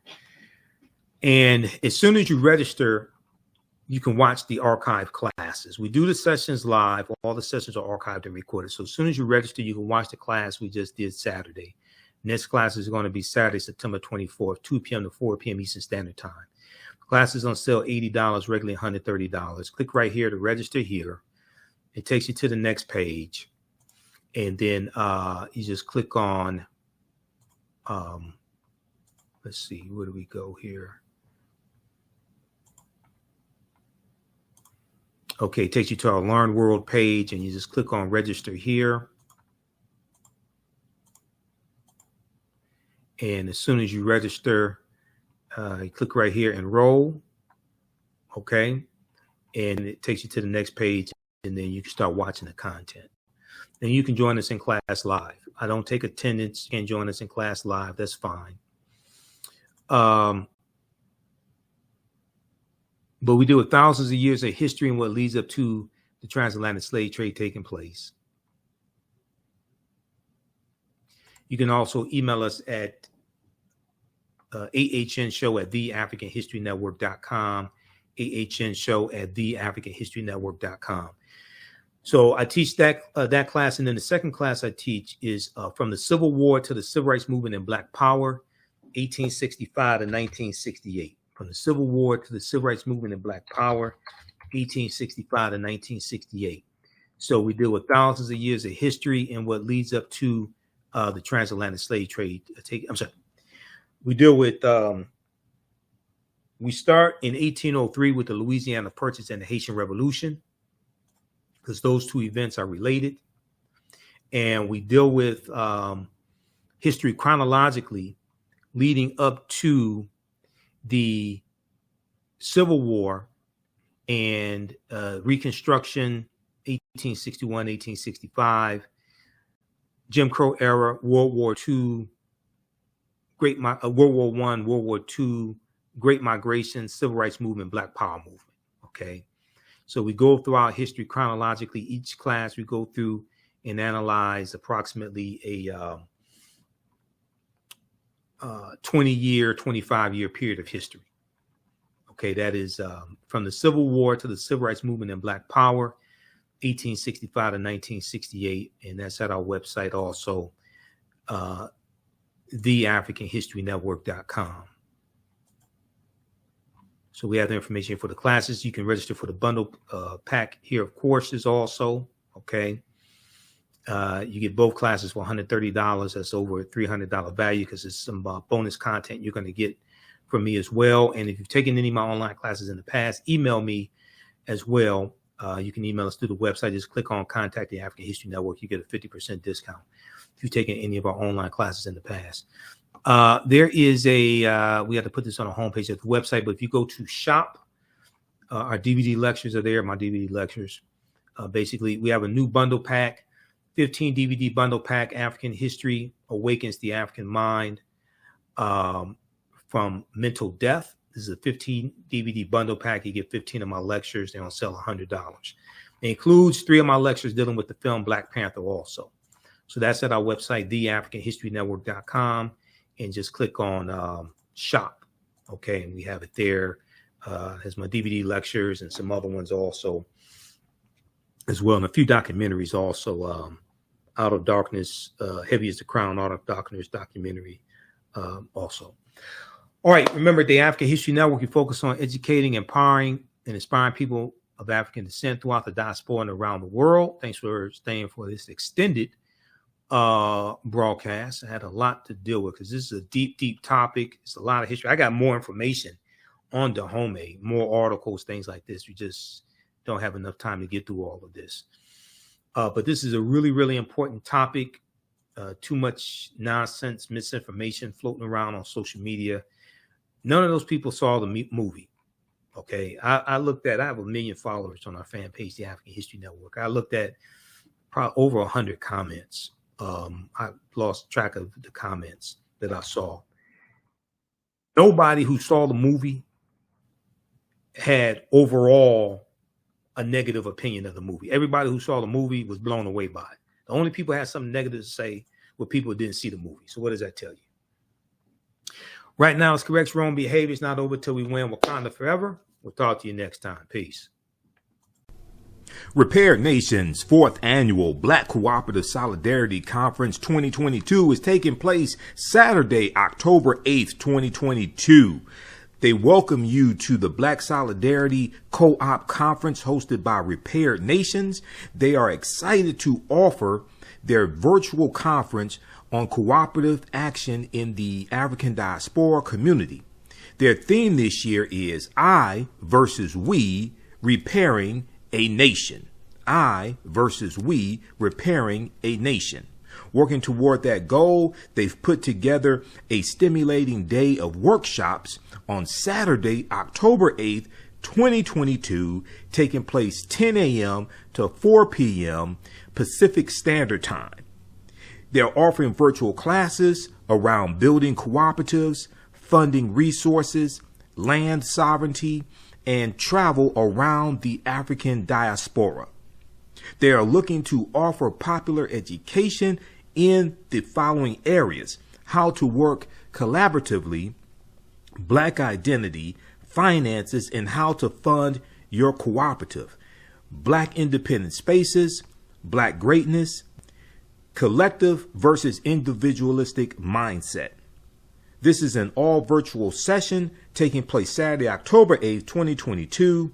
Suggested donation is between $5 to $20. Donation encouraged but not required. Join them as they help to shift the paradigm toward a more cooperative consciousness on the planet. Hello, African History Network family. You've put it off for way too long. Now it's time to act for your family, your future, and the next generation. Get life insurance for that peace of mind and security for you and your loved ones. Build your financial foundations starting today. Your independent agent at Fortified Trust Life Brokers, with over a dozen strong A-rated life insurance companies to offer you the life protection you need when it comes to final expense, term life, whole life, mortgage protection, annuities, and more. They are currently licensed in Alabama, Georgia, and South Carolina.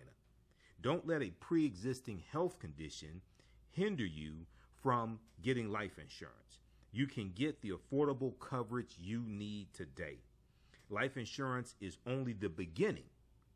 Email them at Fortified Trust Life for a free fact sheet explaining the 5 basic building blocks for a strong financial foundation. It's their gift to you to help you fortify your future. Email them at fortifytl828@yahoo.com or call them at 706-339-5096 and leave a message. Fortify your future today. The work that I do is larger than the fashion industry. It's larger than the art world. And I believe that I was born to bring newness into this world. I'm Kaima McIntyre. I'm 24 years old and I'm an artist. I create everything from paintings to jewelry design, metaphysical jewelry to be specific, and fashion design. The only reason why my prom dress went viral is because people needed it. Within a few days of going viral, Notori Naughton reached out to me and she's like, I saw your dress, can you make me a dress? I was equally as shocked to be asked by a celebrity to design their dress at the age of 17. That's just one person, and the list just continues to go on, to Janet Jackson, to Tyra Banks. It really hits home. That means that the discussion is happening on the grounds in real time.